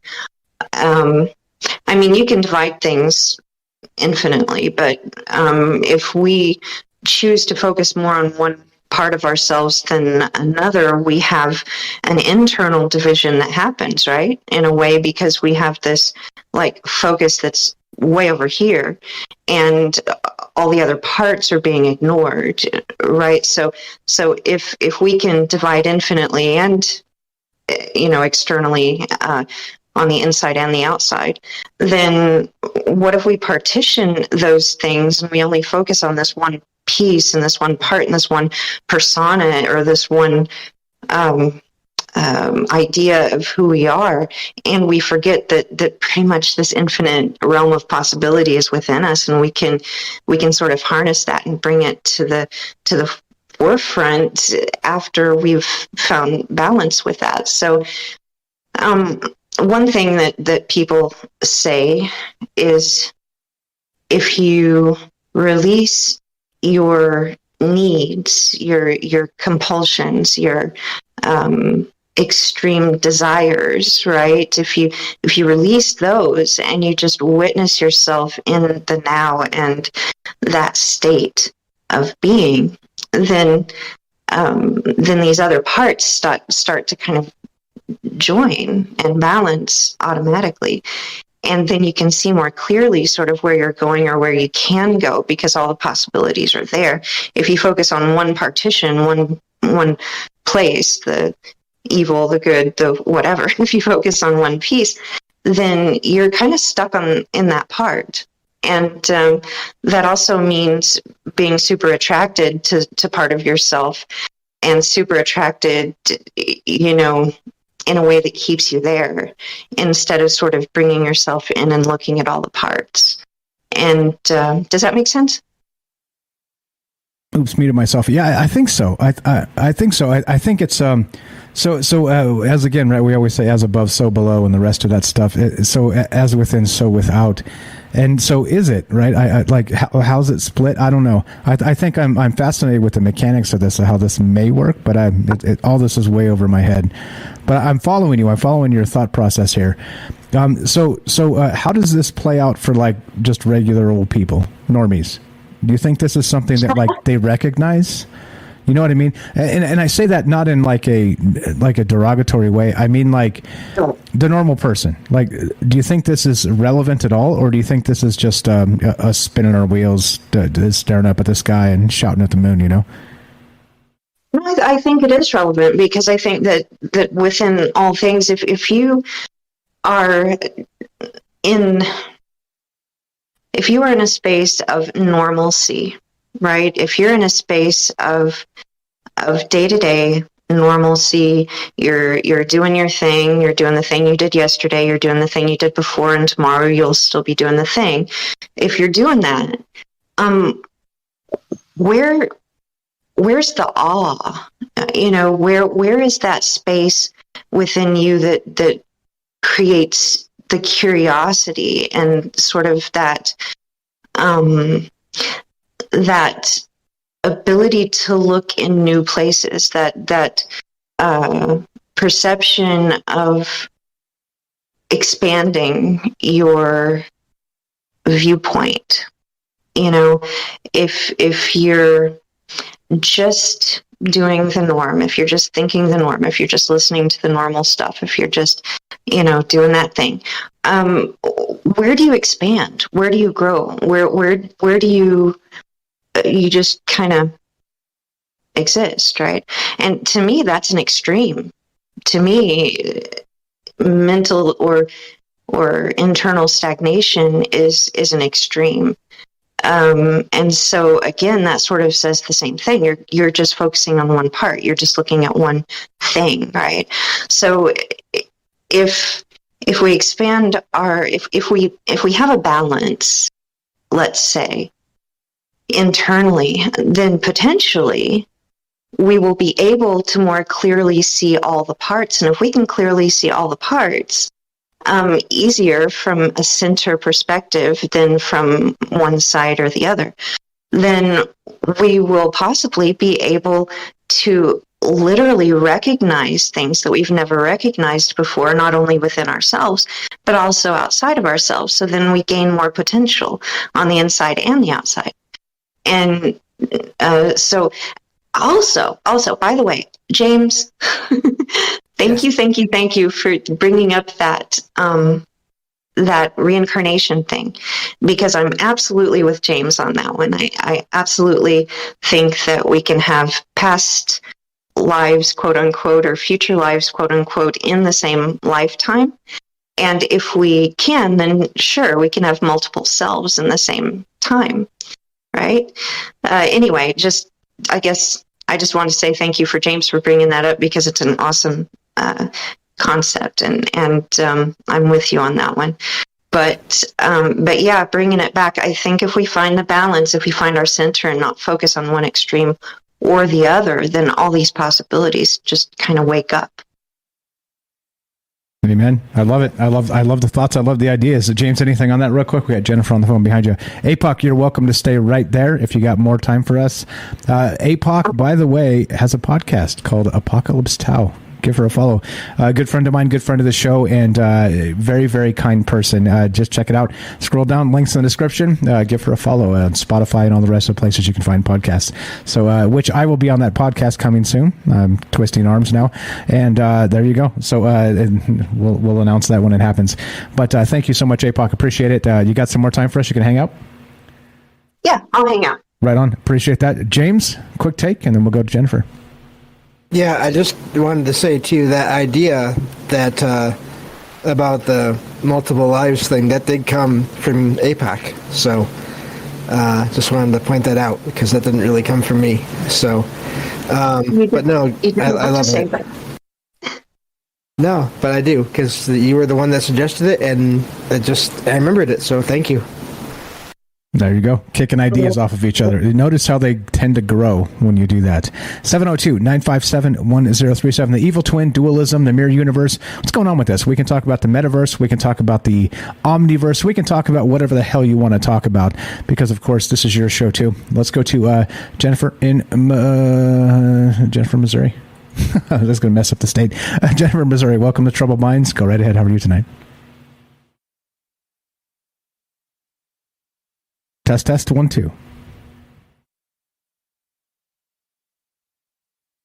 Jennifer, are you there? I pressed all the appropriate buttons. I promise. I promise. I pressed all the right buttons. It isn't me this time. Though it's most of the time it's me, but right now it's not me. Jen, do you copy? If you're speaking, I cannot hear you. Yep. Okay. Phone just dropped. All right. So we'll get her back in just a moment, hopefully. And yeah. All right. So I think there's a lot of interesting ways to look at this, and I do like the idea of that karmic cannibalism, and that like Derek was saying, that if let's say there is a multiverse and there are multiple versions of us, maybe we're sharing exactly that in a lot of ways, and I think that can we tap into that? Do we actually even know what our well, think about it this way. Think about the worst version of yourself, like the absolute worst version of yourself, right? Like Jay Winch was saying, like the worst version of himself would be just a devil because of the things he knows, the experience he has, and same here. I think if I wanted to be just a SOB in the most like ridiculous terms, I could be a very, very sinister person, right? I just could be, because right, like I know a lot about let's say I know a little bit about a lot of things. That's what I'm trying to say. And so I'm not a master of anything, right? But there's that whole generalist kind of idea and philosophy. And that's why this show is kind of the way it is. It's like wide, not deep, right? Like somebody said in the chat a while back. I think that's brilliant. And I could be its SOB for sure, right? Like if I wanted to just be like that person, it was just like the nemesis of the world. I promise you, don't make me do that.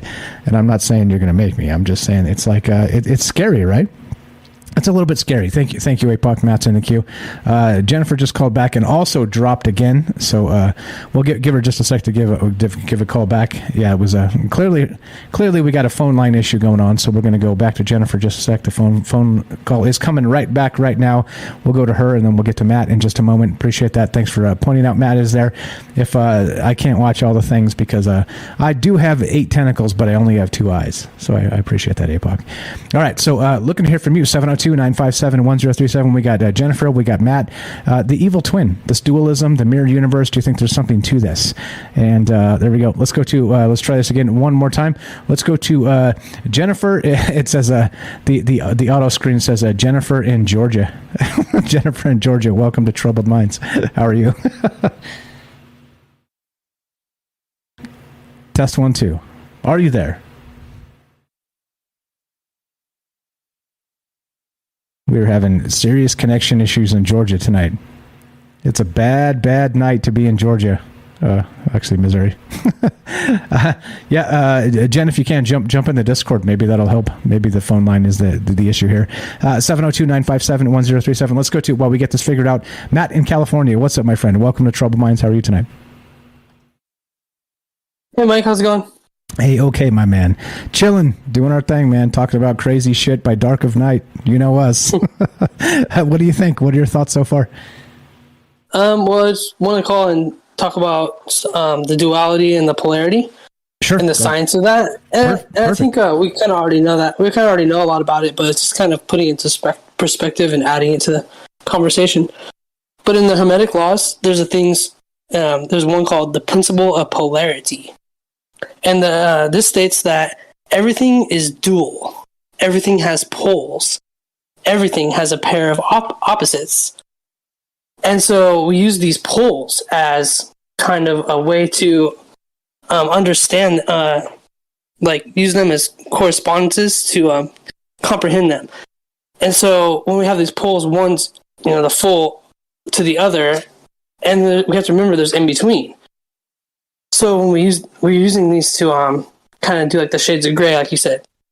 So when you think of things like up, white, good, male, day, positive, these are the white.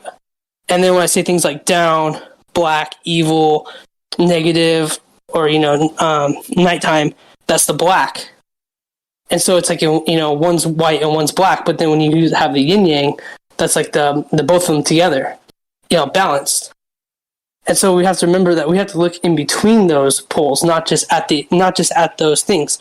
So if you were to describe, let's use one like hard and soft are opposites, right? But when I ask you to describe a feather, you would say that's soft. But in comparison to a piece of chalk, a piece of chalk will be harder than a feather, but that's still soft. Compared to a board is a hard wood, but compared to a piece of metal, it's soft. Do you follow me? Yeah, so it's always perspective and based on something else. So I guess what we're getting at here is that in those terms, kind of good and evil don't make much sense because it's sort of that shades of gray situation, and that again, good people are capable and do evil things, and vice versa. It's just right, like it's sort of the. I guess if you want to define something, maybe that's part of this too. Maybe that's part of the idea of this whole dualism is that our fascination with definitions as people, our fascination with labels and kind of pinning the tail on the donkey, but in let's say cosmic terms of good, evil, in philosophical terms, right? I think, but we all know, and I know you know this more than anybody, Matt. Life is complicated, and these things are not so easily labeled, are they? Yeah, we can't just rely on one or the other. We kind of have to look at it as both. We kind of have to see them both ways. We have to understand that the edges, the polarities, the poles, but then we also have to understand that everything in between exists as well. So, like what James was saying, there's no such thing as like a real evil, 100% evil person or 100% good person. We're all kind of in between that, and that's like the whole evil twin thing. So I don't know what's if you're good or bad or whatever. But I was thinking about Another one was like the Egyptians. They had like two parts of their soul too, and they had a thing. They had the Ka and the Ba. I can't remember which one's which, but one of them would like the part of their spirit would go to heaven, and the other part of the spirit would kind of stay here, and that's where they have like they put like their possessions in their shrine that they could have in the afterlife, and that spirit would stay here, and they actually had like a shrine of the Ka, and it would they had a priest come in, and he would like light incense and pour wine and pour and like use food as offerings. I thought that was kind of cool. The Egyptians knew about the duality of the soul. Yeah, and it is interesting. Like, there's so many levels to this. Again, up, down, left, right, left, select, A, B, start, or whatever. Right, like whatever the cheat code is. But I mean, like I think that so many ways to look up, look down, and meaning that I don't know, man. Like, meaning this. Look, I can't imagine Matt as being a terrible dude. I can't. But do you think in these terms of like the dualism and this idea of the multiverse, do you think there is like a dark Matt out there, like a really like sinister? Do you think there is, like, you're out there like doing blood magic and casting spells and shit on people? You think there's some version of Matt out there like that? I mean, like, think about that, and I think this is a thought exercise for all of us, right? Like, think about what the worst version of yourself may or may not be, and then consider that iteration of yourself may actually exist. What does the dark Matt look like? Yeah, it's like Mario and Wario. Yeah, like, right. Totally. Yeah, just twisting their mustache, like Exactly. Twirling the mustache like the Michael Strange with like the Raleigh Fingers mustache with like the waxed ends or whatever. It's just like, what? Like, what the world? I don't know, man. It's wild, right? Yeah, evil Michael Strange would be, instead of getting us all together to talk, he'd be getting us together to argue. Yeah, it would be bait. I would set it up, and then people kind of have a conversation, and I would use it to take people apart or make people look stupid, or right. I mean, there's a lot of ways you can do it too, and I'm protected if I want to be, right. So like if somebody calls in and they're like they want to like pipe off, I just mute them and talk over them, and then I hang up on them and then say how stupid they are, right. I mean, there are ways. People do this shit all the time. But I mean, that's not, me, that's not me. But like the worst version of me would be, like I said, an SOB. It would be not a good situation, not a good situation at all. But what about the worst version of Matt? If you got to dream up the worst version of yourself, what are you doing right now, Matt? What's your evil alter ego doing right now? If we have a spot, I don't know. That's right. That's right. It's a little goofball, but that's all right. He's burning books. Burning books. There you go. All right. Burning books. I like it. And damn that, Matt. Damn it, bad Matt. All right. What else you got? What else you got for us, my man? Just one more about the doppelganger thing. We can talk about that then too. Sure. Yeah. I was wondering, like, so you know how they say if you see your doppelganger 3 times, you're gonna die. I was wondering if like that is like you're seeing your spirit, and like your spirit is kind of showing you like that you're about to die. So like say like your fate is that you're gonna die in a plane crash, or I'm gonna die in a plane crash, and then like I see myself when I'm buying the lottery ticket or buying the tickets to the online, and I go to the store and I see like my doppelganger or see myself. And then on the way to the airport, I look over and I see myself. And then in the line to the airport, I see myself again, my doppelganger, my ghost. It's like showing me like you're about to die, so it like splits apart from you, and then you see yourself. It's like showing you yourself, that your doppelganger is showing you that you're about to die. I see. Instead of the other way around. Interesting. So it's like a splintering of that the evil twin. Right, so it's like you're seeing yourself outside of yourself as like a premonition in what's to come. Oh wow! All right. I love it. I love the idea. That's pretty hot right there. So the way it goes, if you guys have missed the doppelganger episode, the legend says that if you see your doppelganger for a 3rd time, you're doomed. That's a bad sign. So yeah, wild. I love it, man. I love it. You're the best, bro. Let me say this. I'm extremely happy to have met the good version of Matt and not the bad version of Matt. and I thank you. I appreciate you very much. What else you got, my man? That's all. It's got the next caller. Thank you, guys. Right on. You're the best. Matt in California. Always a pleasure. Tell Lacey I said hello. Thanks for listening, guys. You're the best. There you go. Easy as that. 702-957-1037. I think the phone lines are okay. It may have been an issue with Jennifer's line. We'll find out in just a moment because looks like we got Jennifer on Discord. Let's go to Jennifer in Missouri or in Georgia. Welcome to Troubled Minds. How are you? Test 1 2. Hello. Hey, wow, it works. We have a wild Jennifer sighting. Apparently, the evil Jennifer took the phone lines down, so we had to jump to Discord. How are you tonight? How awkward. Yeah, I don't know. I tried calling like 3 times, and each time it was like silence, and then I would hear a beep, and I was like, hello? And there was nothing. So it must have been some kind of evil plot, I'm sure. I don't know, on some devious level. Right, exactly. But go ahead. What are your thoughts? I have some thoughts on this. I think of it as when I think of evil and what we're up against, to me it seems like the reason it seems like it's a twin is because this force that we think about as evil, it knows us so intimately that it knows basically all of the cogs in the wheel of what you will succumb to and what you won't. And I think it tries different levels and things like that. And I think that we come to recognize what that evil is in our own compulsions in our day-to-day life. Our compulsions that are things that typically, they'll benefit only us at the expense of those around us. And it goes back to the having to choose, this old adage of choice, to not bring that evil to life.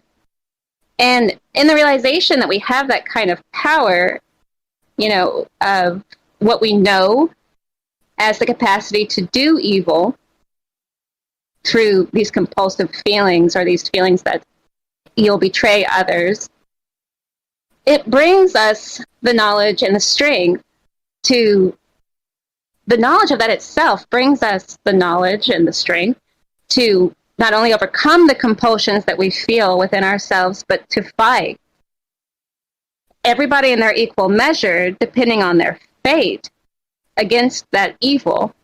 And I think that for everyone, that level is different. When it's brought into our world from others who have embraced evil, it's like only when you're, and it seems too that only in the face of in humility and honesty, when you're in dark times, be they inner or in the world around you, can you find the ability to have honor? And even, evil itself is, as a word, so broad that it seems like we can't define it, what it is, based on our understanding of it in the world. But we know it. We all know what evil really is deep down. You'll know it whenever there's pain, that you've caused someone else. If you've tears or broken dreams you've experienced in your own life. And in every bit of freedom in our life, from the beginning to the end of it, that gets taken away from us. So we do actually know, I feel like, and that's just my opinion, that I think we do truly know what evil is. And we know what is right and what is wrong in every individual's measure of their destiny, in a way, because you feel it. And no amount of, in every instance of this, when you come against it, you can't convince yourself, and you won't be able to convince, no amount of trying, to convince friends or anyone else will ever pacify that feeling and make what was evil good. You can't do it, depending on your measure of what you're made of.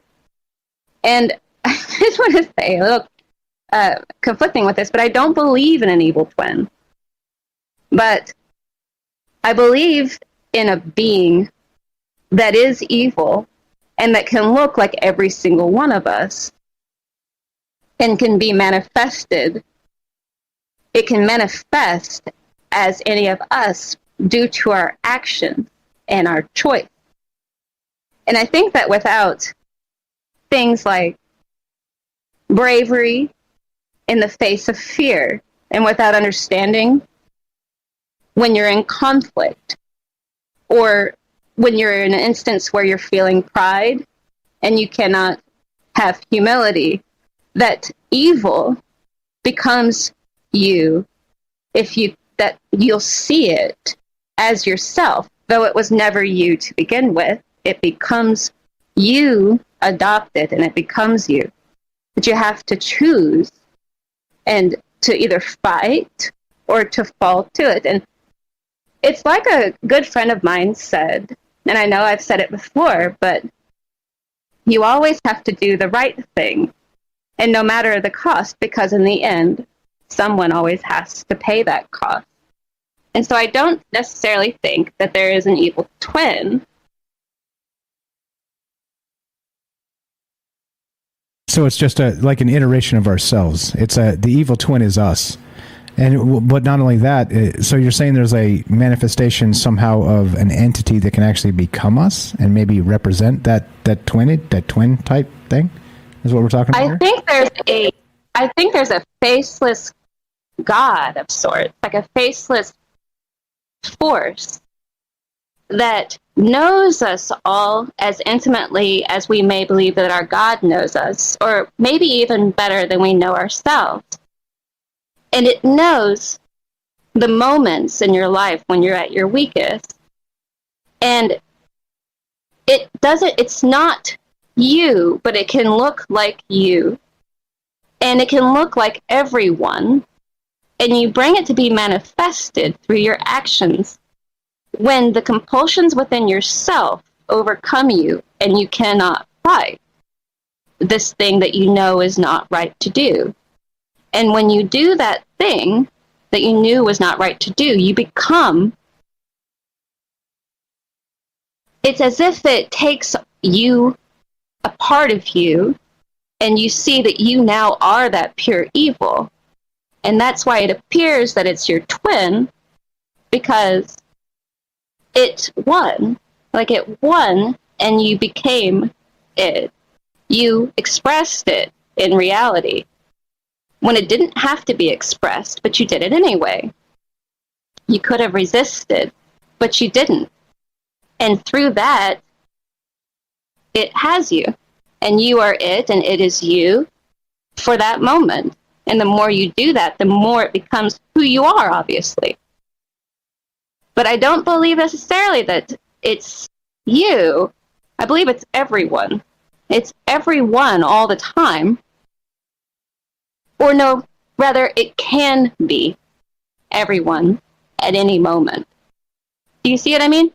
Yeah, and so you sort of have to like kind of hand it the keys to the castle, and then the more you do that and let it in, the more it becomes you. And that's an interesting concept. If it is also like you're describing in terms a battle everyone faces regarding, let's say, this entity. The Truth Is Out There on YouTube says Satan, for instance, is the name, right? But whatever you want to call it. Whatever, exactly. A supernatural. I'm with you. Whatever you want to call it. But let's say the fight is that fight, and it is within all of us. But then it's also able to become all of us, and the more we become it, the more power we give it, whatever this thing is, and then it is. I think that, and I say this too. Like I sort of believe this because in those terms, humanity, I mean, myself, right? We're always fighting it. And I don't have like super dark impulses, like personally as a human being, right? Lend that to, some good luck, some good common sense, some, a good background, like some loving parents that, gave me the ability to make good choices and not bad choices, right? I mean, however you want to chalk that up. But then there's also, like I see, like I described earlier tonight, I can see just a darker version of myself that may have happened out of bad luck, out of chance, out of, maybe I wasn't as fortunate in a different iteration, and I became not me, right? Like I take great pride in me. I do, because I work hard and I try to do the right thing as much as possible, and I think it's important. But right, I think, I don't know. It's a fascinating concept. I'm with you. I agree that I think there's a war here, and I don't know who the players are, but I know we are pawns in that game. How about that? I think that's probably the best way to put it. Yeah, I think that's a good way to put it. I mean, it seems as if there's us, and we are just, there's this weird drive to do the right, there's this weird drive in all of us to do the right thing, depending on our, and when I say like our measure, I mean, I think it's different for everyone, that somehow this other hand of fate has an intention that each of us has a different level of tolerance for what we can do. And when the challenge is presented, that you'll choose you over the people you love or that you care about, or you'll choose you even over yourself, like this version of what you're going to do. I think it's in that, and I think everyone has a different measure of that. And at the end, it seems to me that maybe what we were, that's why I think it's so important to a lot of us, and a lot of people who do evil things, and I'm talking about like real evil, very serious evil, not like, I cut somebody off, or, I was rude to that person. But I think it starts out small like that. They can become much more than that. But I don't think it ever goes much further than that for most people. But there's always those moments, they call it the shadow, the shadow of the soul type of thing, where there's a moment, and maybe it only happens once, or maybe it's happened several times, but I think we all will face it or have faced it already, and may face it over and over again if we succeeded the first time. I think it tries again, intensifying and intensifying. And, or if you go the other direction and you have a propensity for evil, it gets darker and darker. And before you know it, over a period of time, you're not you anymore, but you've become, that evil has become you. That evil that was just personified as something supernatural, now it's real and it's you. And so I think that that's how it seems like it's a twin, but I don't necessarily think that there is, that we all have an evil twin. On that I differ. And I just think that this thing can be all of us, that it can be any of us. It can be the best of us in that one moment. And that's the struggle. And in that struggle, it's where we really show what we are, and then we really will know what we are or who we are, because you'll never forget it. Amen. Amen to that. Yeah, I can't say I disagree. I think there is there's an interesting that when you started tonight, you talked about evil, right? And we know it, and I think we know it because it's intimate, because it's in us. We already have it. It's like it's sort of built into our DNA, and so like we recognize it as sort of the thing that we can be, right? And I think it. They say that's there's a lot of ways to kind of put this in terms of the more normie world, but I think that probably sums it up the best, is that we understand it because we are it, and there are bad versions of us that if we kind of just give up that fight, whatever that fight is, that we become it. It becomes us. It is that dualism of nature of ourselves. Yeah, wild. I love it. We got a call behind you. We got to get to Tam Bam. So what else you got for us, my friend? Nice. I want to hear what Tam says, and great calls all night, great show, and good conversation. I appreciate it. Thank you very much. You're welcome to stay right there.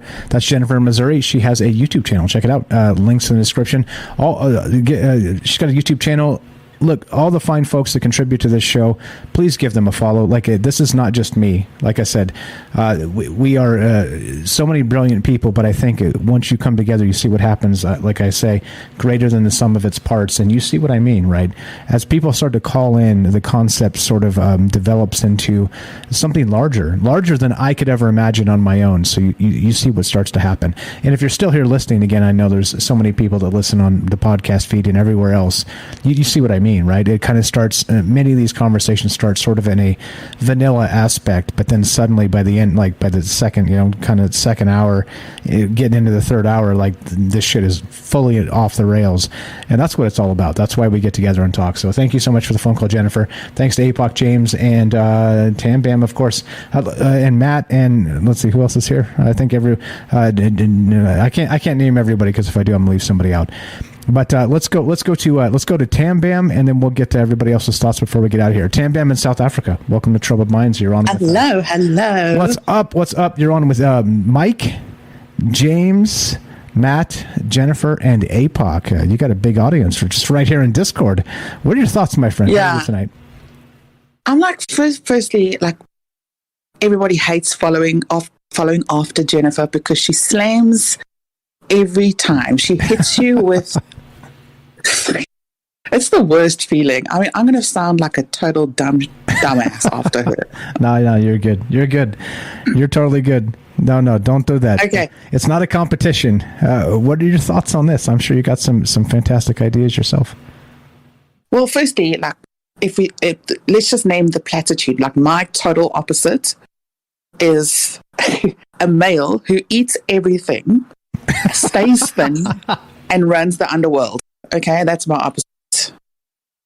All right. I love it. And so your name's Tam Bam. What's the individual's name? Would be Mab Matt. Is that right? M-A-T, not T-T, not Matzal. Different. Mab Matt would be Tam Bam backwards. He's like, I think I'd look bizarre as a male.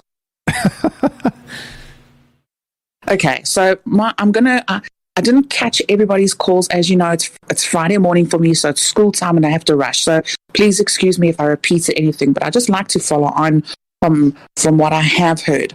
Sure. Now, I'm going to go into what I'm symbolizing this whole evil twin thing as, if you can just picture the yin and yang symbol in your mind. So this is where I'm coming from. So we all if you look at the yin and yang, obviously you've got the dark and the light, the black and the white, and then each side has the opposite color in dots. So in how I see it is that whatever you are polarized to, within yourself, so there's the black part with the white, you will always have that goodness inside of you. There's something in there that still is good. It's a part of you. And vice versa with the white side, with the black dot, you will always have a little bit of evil inside of you.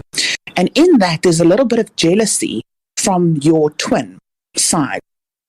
So how many times has a very good person not had the courage to stand up for themselves against injustice, who hasn't taken a tiny step into their evil intent to punch someone in the throat or to smash someone's head in for being so fucking awful, or to kill a pedo, that there's that riling anger inside of you that really wants to do something about it, but you can't because you're such a genuine, kind-hearted soul, and you know that what are the cliches, karma and all that stuff will take place.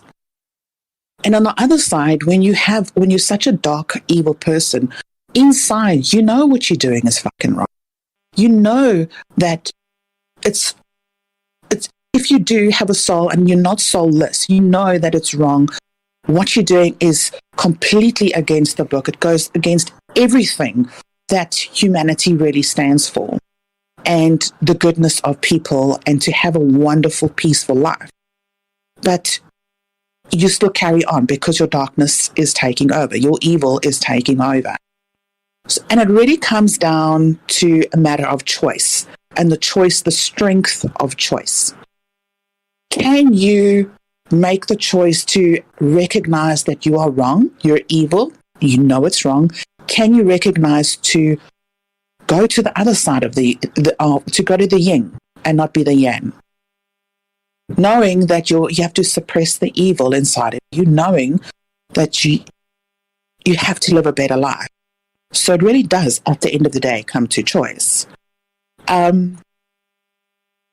So how I feel about these choices, or the little dots inside the yin and yang, is really in itself the weakness of the polar opposites. Do you understand? Yeah, well, meaning that it's not. Wait, explain. So the weakness of the polar opposites, meaning that it's not so simple as that those just binary right and wrong. That there's all those shades of gray in between. Is that what you're saying? Pretty much. So when you're completely evil, even though you know that what you're doing is wrong, so that would be your little white dot in the black yang. You know it's wrong, but it's a crippling feeling to know what you're doing is wrong. You can't be completely evil because you know what you're doing is wrong. So it becomes sort of your weakness, your crutch. And I don't know how else to explain that, because my brain does not convert to language when I'm thinking like this. Yeah, right. Words are hard. That's a T-shirt quote by James. Words are hard, James Salcedo. Words are hard. Words are hard. Yeah. Yeah, so I said in the chat as well, like, I really hope my evil twin does not exist. I really hope, because it will be the absolute worst thing I could possibly ever imagine or be.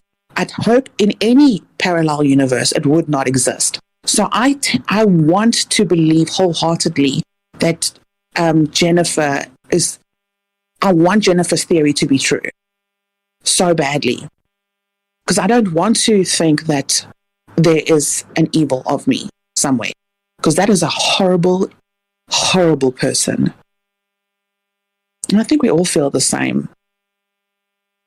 Yeah, it's interesting too, though. So in that context, right, there's like really, really just horrific people out there that maybe wish it was true, and to maybe believe that there's a good version of them out there. You know what I mean?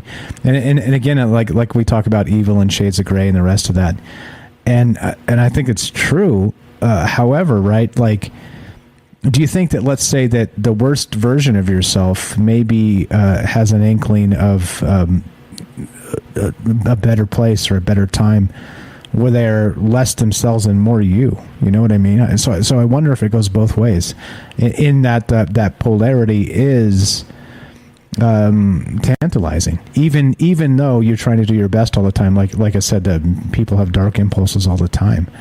But whether you follow them or chase them or feed them, it's like the two wolves, like how do you know, what's that old it's a Native American proverb, I can't remember exactly what it was, but it's like there's two wolves inside of you, one's good, one's evil, and they're always like facing off against each other.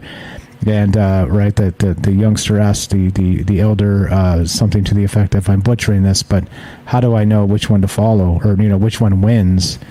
And the answer is which one you feed, right, is the one that wins. Absolutely. Yeah. And also it comes to depending on your reality, depending on your current situation, that's the one you feed, right? So if you're in a horrible situation and the only way you can get out is to actually cause harm, it's self-preservation. Is that a good thing? Is it a bad thing? But so life does come, everyone says, life doesn't come with a manual. Yes, a personal manual, no. A generalized manual, absolutely. Inside what's right and what is wrong. So there is a manual out. Like you said, what you feed is what's going to grow. What you nurture is what's going to grow. It's a very difficult topic to talk about. It seems simple, but it's very hard. Another example which I struggle with: corrupt policemen. So that in itself is the yin and yang. Their aim is to serve and protect, but they're corrupt inside. Some of them. So what do you do? Some of them. Some of them. Well, I said corrupt police. I didn't say policemen all of them. Right. Just making sure. Just making sure. Yeah. And some of the things they do is absolutely horrific. And one of the worst things the corrupt policemen do is turn a blind eye. Turning away from people, especially children, who need help. That is for me the worst absolute thing on this planet. You have the power and authority to help, but you don't. You turn away because you air quote following orders. It's a horrible thing. That's how the worst things in the world have always happened. Just following orders, just butchering people because they told me to. It's like, well, what? Yep. No, that's the moment I quit. No, you're not going to give me weapons and tell me go butcher these people. No, I'm done. No thanks. No thanks. I'm not going to be. And there are so many who do that. Yeah, there are people that do that. Yeah, exactly. And I think that's the thing. Like, never lose the moral compass, right? Regardless of orders or situations or gaslighting or I think any of the rest of that. I think it's a kind of a good sort of good parallel to culture in general. It's like you look, hey, like if you know in your heart what's right. Like again, back to Jennifer and what she was saying with the evil, we know what it is. Like there's no definition necessary. We feel it. It's part of us. But then also, if you know what good is in the same sense of knowing what evil begins as, then you know what the opposite is. And so that's in us too, that whole yin yang thing, like you were saying. But then in that whole situation, which I guess back to the whole thing is just which wolf do you feed? I mean, we know it. Like this is not. I mean, it's philosophy in some cases, it's spirituality in some cases, but I think in the most probably pertinent case, it's humanity.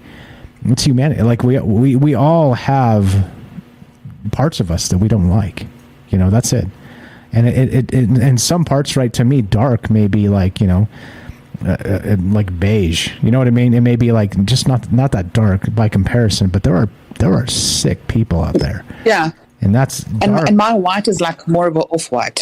Yeah, right. Whatever. Eggshell. Eggshell. Whatever. Let's see how my colors and my walls are all fucked up.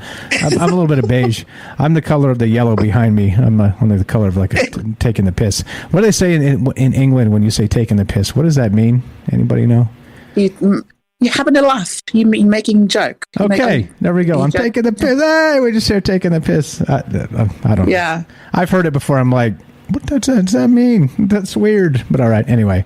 I only know that because I went to England. Okay, all right. So you were taking the piss in England. How dare you? How dare you? How dare I? How dare you have a good time? All right. So what else you got? What else you got regarding this, the twin? Well, I don't have anything else. I really feel stupid enough following Jennifer. I mean, I can't. I'm going to stop that. She needs to be the last caller. Okay. Hey, come on now. Hey, come on now. She's too brilliant. It's not a competition. It's a again, like I said, it's a conglomerate of amazing people, and we end up together. And this is, like I said, greater than the sum of its parts. So don't ever feel inferior or inadequate, because you are a very important part of this as well. Don't do that. No, I understand. You're saying Jennifer's great. And I'm pretty sure we all agree Jennifer's great. Well, Jennifer's here in the chat listening, so we'll all gush about how great she is, but make her blush. But what else? What else you got? What else you got? We'll get back to Matt and James and APOC and then wrap this up. But I mean, so in the end of this, where do we go? What do we do? How do we combat the concept of an evil twin? Okay. So if you're emotionally mature enough, and that takes a while, becoming emotionally mature, your EQ is it's a learning process. You're not born with, right? IQ you can be born with. So my philosophy is, if you make the most excited, if you're facing two choices and you take the most exciting choice that excites you the most, you will always live an exciting life. I've always said that, and I will stand by it. However, if it does harm, that's where you need to question your sanity, your soul. You need to question your morals. and also take into account how you were raised. Your reality really has a big impact on what you're going to project out as a functioning adult. So yeah, that's why children who are really hurt and damaged become adults who are really hurt and damaged.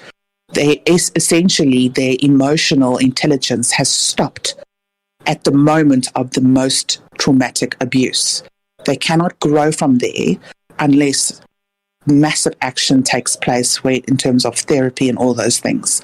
I've seen this time and time and again. I've seen grown men throw adult tantrums because of a trauma-related incident in their younger life where they had stopped their emotional growth. It really has stunted. And the importance of therapy is there for a very good reason. There you go. So yeah, that's it. Hey, and I like to think troubled minds is a little form of therapy as well.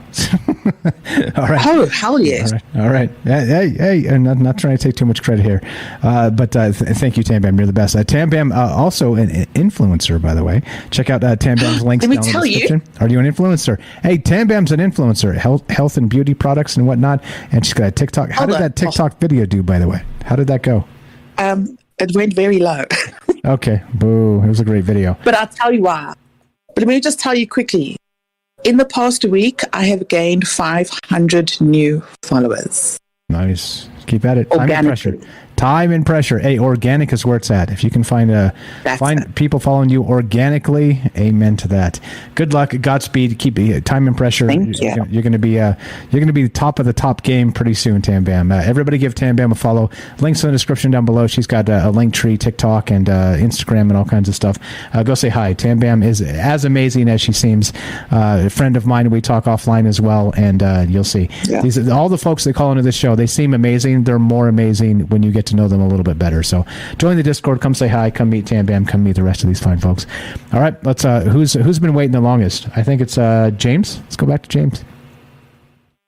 Yeah, more great calls as always. This is kind of, these last couple calls, few calls have kind of made me think of something that I thought about earlier and I forgot, and so I'm glad for that I remembered. I feel like this whole discussion of the parallel universe or opposite universe, I guess, is really what it comes down to. I think it's basically what I think is that I don't think there is a good universe and a bad universe, because there's both of those things in different amounts and in different measures in everyone. And so, because I just feel like if there was a totally, for one thing, again, it goes back to perspective and each person's situation in some cases. So I feel like if there was a totally bad universe, it would just destroy itself. And at some point in time, it would self-destruct. And or everyone in that universe would just destroy each other, and it wouldn't take long. So maybe that is a sign that there really are, if there is some kind of opposite universe to ours, let's just say, that the people there might not be completely, all that bad. They might be different, but not all that bad. And if that's the case, then that means, I think, in a way, that there could be many different universes. And so yeah, there's just the idea that maybe there's not quite a, again, as with everything else, it's not ever quite as simple as opposite parallel universes or opposite parallel people. There's a lot more. There's a lot more to it than that. Yeah, that's basically it. I'm with you. I think so too. I think in terms of like people understanding it, we like to think in polarities, and I think that's one way to do it. But if you think of the shades of gray in between all the rest of the polarities, and then given infinite space and infinite time, anything can happen. So it's that whole bit too. So it definitely fits. And I don't know. But you got to admit, James, that like the most evil version of James is a terrifying aspect, because I don't want to know that guy. That's for sure. Well, he'd basically be he'd be doing all the things that I don't ever do. He'd be looking into all the occult rituals and items and all that. He would get into all that stuff. And for as much as into the paranormal as I am, I don't do that. I just don't. So yeah, no, it'd be scary until my Ouija board shows up, and then we're going to live stream James doing a Ouija board. No. We already talked about this. That's going to that other me. That's not going here. Oh, going to the other James. All right. I'm going to have to find a delivery expediting process that'll take things to the multiverse. James, you're the best. Exactly. You're the best, bro. All right. Give James a follow. A link's in the description down below. APOC. Let's go to APOC. Then we'll go to Matt and Jennifer if you're still here, and we'll wrap this up. APOC, what's up? What's up? Final thought on all the rest of this. What is going on? So James sort of ran it home for me. I knew what I was going to say, but then this sort of leads in that same direction. I agree that if there are polarities, if there's one that's imbalanced, it's not going to succeed. Societies, when they're out of balance, they fail. Cultures, when they're out of balance, they fail. We're kind of heading for a fail right now, sort of. It looks like. But if it were totally opposite, then it would look very quickly it would go downhill. But what I was going to say, which goes into that same thing, is if what I was talking about before, if we can stay centered and look at all the parts of us and be aware of them and make our choices based on that, then we aren't really going to have an opposite, are we? If you think about it. Because if we stay in the center, we're in the center. If we're centered, if we are able to see all the things, and if we're able to negotiate that based on making cognitive conscious decisions on all the things, then our twin would also be able to be cognizant and conscious and see all the things, because we aren't on one side or another of that polarity. We're in the center. So if we did have a twin, they would be in the center too, because there would be no duality there, in a way. Does that make sense? Yeah. Just what James said. And I agree. It's like they would be closer to us than farther, and farther would be, of course, that polarity of ends. And the human perception is, like I said, I think in definitions we do want polarity. Right? Because it's easier. It's easier to describe evil because you can just say, that's bad, right? This is good. But it's not so simple. And life isn't so simple. I say this a lot, and I mean it. Like, like everybody wants to, politically and whatnot, boil things down to, specific definitions. And notice, I say this a lot, unpersoning people is exactly that, because it's sort of the polarity of accusation, and you're like, hey, like these people are bad because of this reason, and that's that. But by the way, there's like a whole like group of people in that you're casting shade on in that sort of accusation, that they're not all the same at all. They're very complicated for a lot of very different reasons. And by casting shade on a group of people like that, who's the asshole? I'm not so sure it's that group. I think it may be you. It may be you. Mm-hmm. Yeah. Well, if do you want a metaphor? Sure. I have one. One way I've sort of described sort of the evolution of man is pretend that we are on a coin, and that coin has both sides on it, right? It has all the things on that coin. And as our culture or society or us or humanity, or however you want to see the coin, rolls forward in an evolutionary way, and and releases that stuff that we didn't need in the past, like war and anger and all that stuff.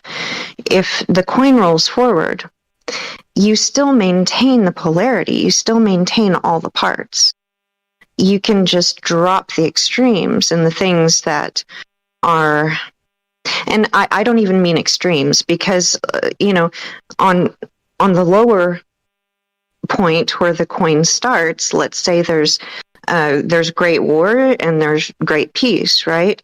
But as the coin rolls forward, the war and the peace gets closer together and smooths out in a point, and you still maintain the quote unquote spectrum. I'm not even going to call it duality. I'm going to call it spectrum, because there's so much more than black and white, right?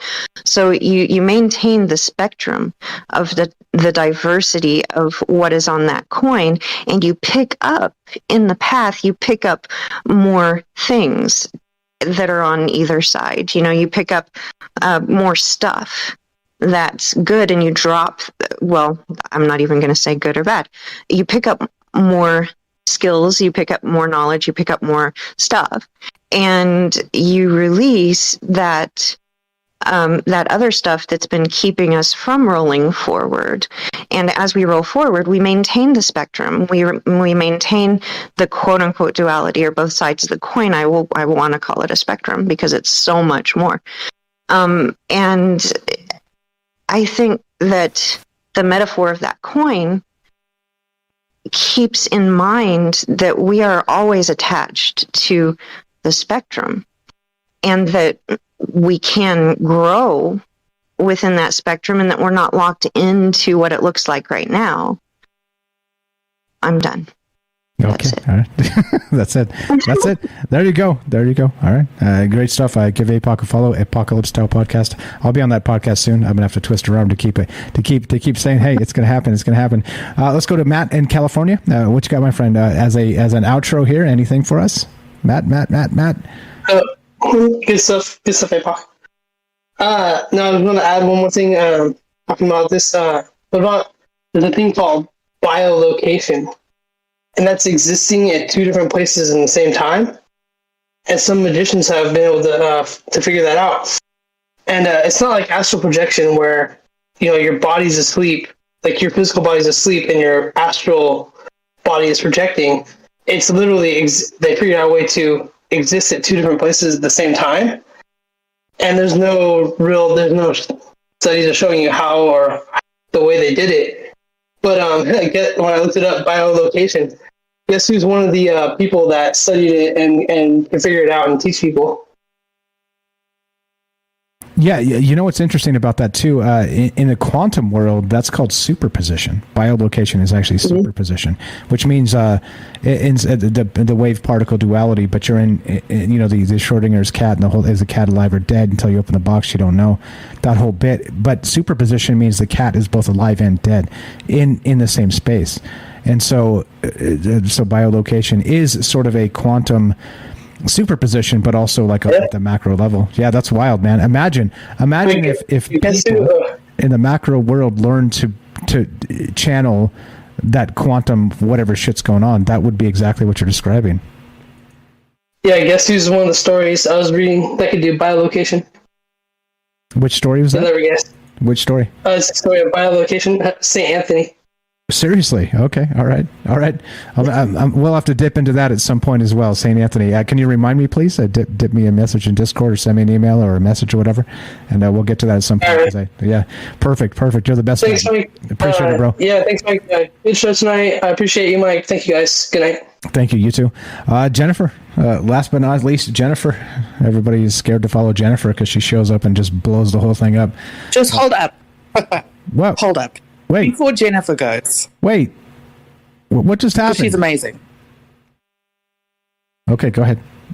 Go ahead, Tavia. I told you, Jennifer has to go last. She has to. All right. She's so effing brilliant. Okay, I just... Okay, I've got 3 points. I was thinking, what about the world we live in with mass hysteria? So whether you're good or evil, the mass hysteria, let's say a riot, you just fall into that. How does that fit? How would that fit in? Would you literally follow the group, follow the riot, abandoning your moral compass because of mass hysteria? And how would that work? I mean, that's a scary thought. Right? No? Oops, I muted myself. Hello? Yeah, I was talking. Oh but I my muted gosh. myself. Yeah, you're fine. Yeah. No, it's all scary. This is all scary thoughts. Yeah. Go ahead. What else you got? Okay, so when you have when someone does something super evil, they're like, and they go to court and they say, "Oh, well, I can't remember what I did. I blacked out." Would that be maybe a possession of your evil twin coming into your space, taking over, and then leaving again where you regain air quote consciousness? So you don't know what your evil twin did because you are that person who did it. Would that be your evil twin taking over? Or maybe what Jennifer described earlier, maybe as something that's not a twin at all, that's always trying to take over, and you kind of succumbed. Yeah. Maybe, maybe Juice, for sure. And APOC had a really good point about centering yourself. So I thought, imagine what would you do if you actually knew you had an influence over your evil twin? I mean, I think that's a really good question. If I knew my evil twin, I was so good, and I know he's so bad, centering yourself would be the perfect way to balance out the situation. APOC had a really, really good point to that. So that was all I have to say. Now you can have Jennifer because she's brilliant. Appreciate it. Yeah, APOC is okay once in a while. APOC is amazing too. All right, let's do it. If Jennifer's still there, I'm not sure if you're still there. What's up? What's final thoughts here? Jen in Georgia. Hey. What's up? No, I'm still in Missouri. Yeah. But okay, so I think that Tam is so right. Can you hear me okay? Loud and clear. I think it comes to choice, and that dark side, it is always the weakest point. As she was mentioning, it's the weakest point, and it's always the easiest path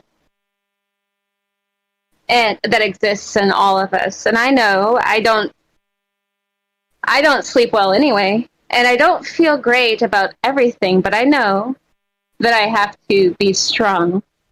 And we all know that we have to be strong to be true to ourselves, to our own given degree, to our own aptitude that we've been allowed.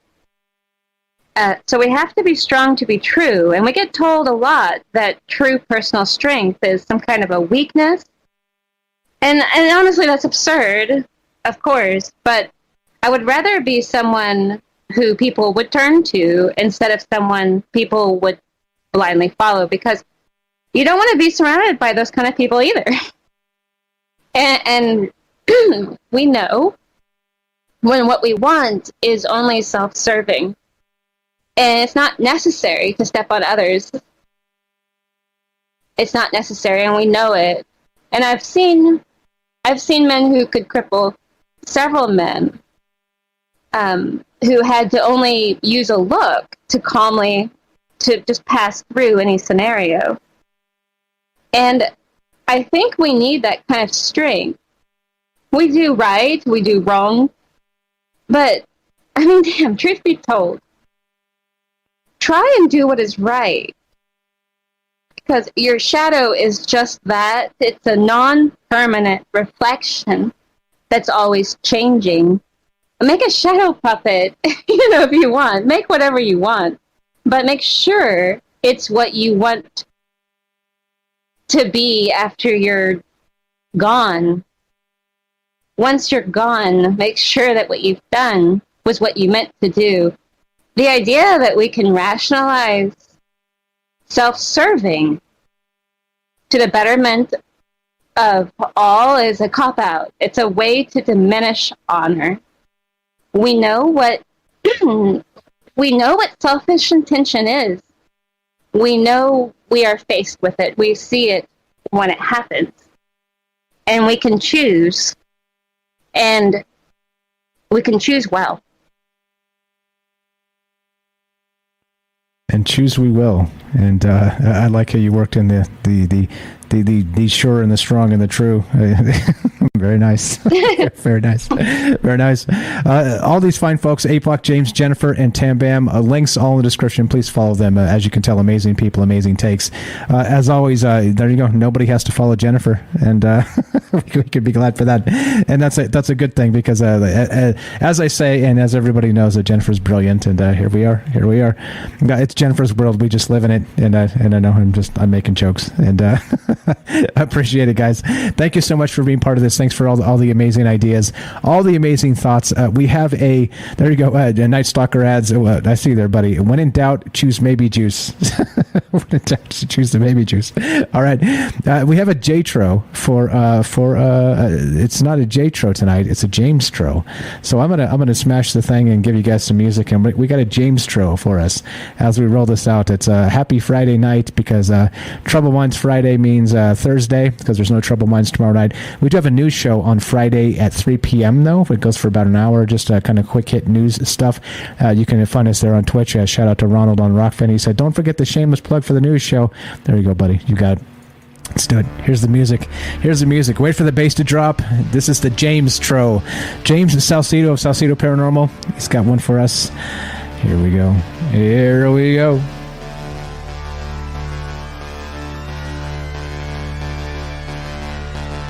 It's all about timing. Be mindful of your self-talk. It's a conversation with the universe. From David James Lee. Love it. Be mindful of your self-talk. It's a conversation with the universe. Because, of course, it's eavesdropping on us. But that's okay. No, we're not worried about people eavesdropping, because we're talking in public, in a public space. What's going on? I appreciate each and every one of you. Thanks for being part of this. If you want to help the show, there are a number of ways. Hats, you like the merch, you like the Troubled Minds logo, you like the idea, you like the conversations, troubledfans.com. You will not find Michael Strange oiled up on a fuzzy couch, but you will find fantastic merch at troubledfans.com. Go check that out. We've got lots of folks who've made some purchases already, and have been sharing photographs. If you want me to share a photograph of you in the Troubled Minds hat, let me know. People are sending them to me already, but if you want me to tag it on Twitter and stuff, I'll totally do that. But if you want to keep it private, I will as well. So thanks for the support of the show that way. Of course, there's Patreon, there's Rockfin, there's Twitch. You can sub up to any of those. I appreciate that a lot as well. Every little bit helps, because like I said, if this is full time for me and pays all the bills for me, I can do more of this. We can just do more of this. Just spend more time me making the shows better, spend more time doing more shows, more Patreon behind the scenes stuff. I mean, it's endless. It's endless. Literally, the ideas for shows just keep coming, and that's that. So thank you so much for being part of all of this and supporting the show that way. If you do like the show, don't want to spend any money, or don't have money to spend, I completely understand, and thank you for that, being part of that as well. Your time and energy is the most important thing, but you can also help spread the word. It's another way to do this. You can also just listen to the podcast feed. There's almost 400 old episodes on the podcast feed. It's monetized. There's commercials and stuff in there, and just putting on an old episode when you're cooking dinner one Saturday night or something will also help the show. So there's a way to do it if you don't want to spend money. Thank you so much. I can't thank all of you guys enough for being part of this, and let's do it. Let's get the hell out of here. It goes like this. Anybody want to do it? There's 3 words as we finish. Be sure, be strong, be true. There it is. Thank you for listening. From our troubled minds to yours, have a great night. Ow. That plays also.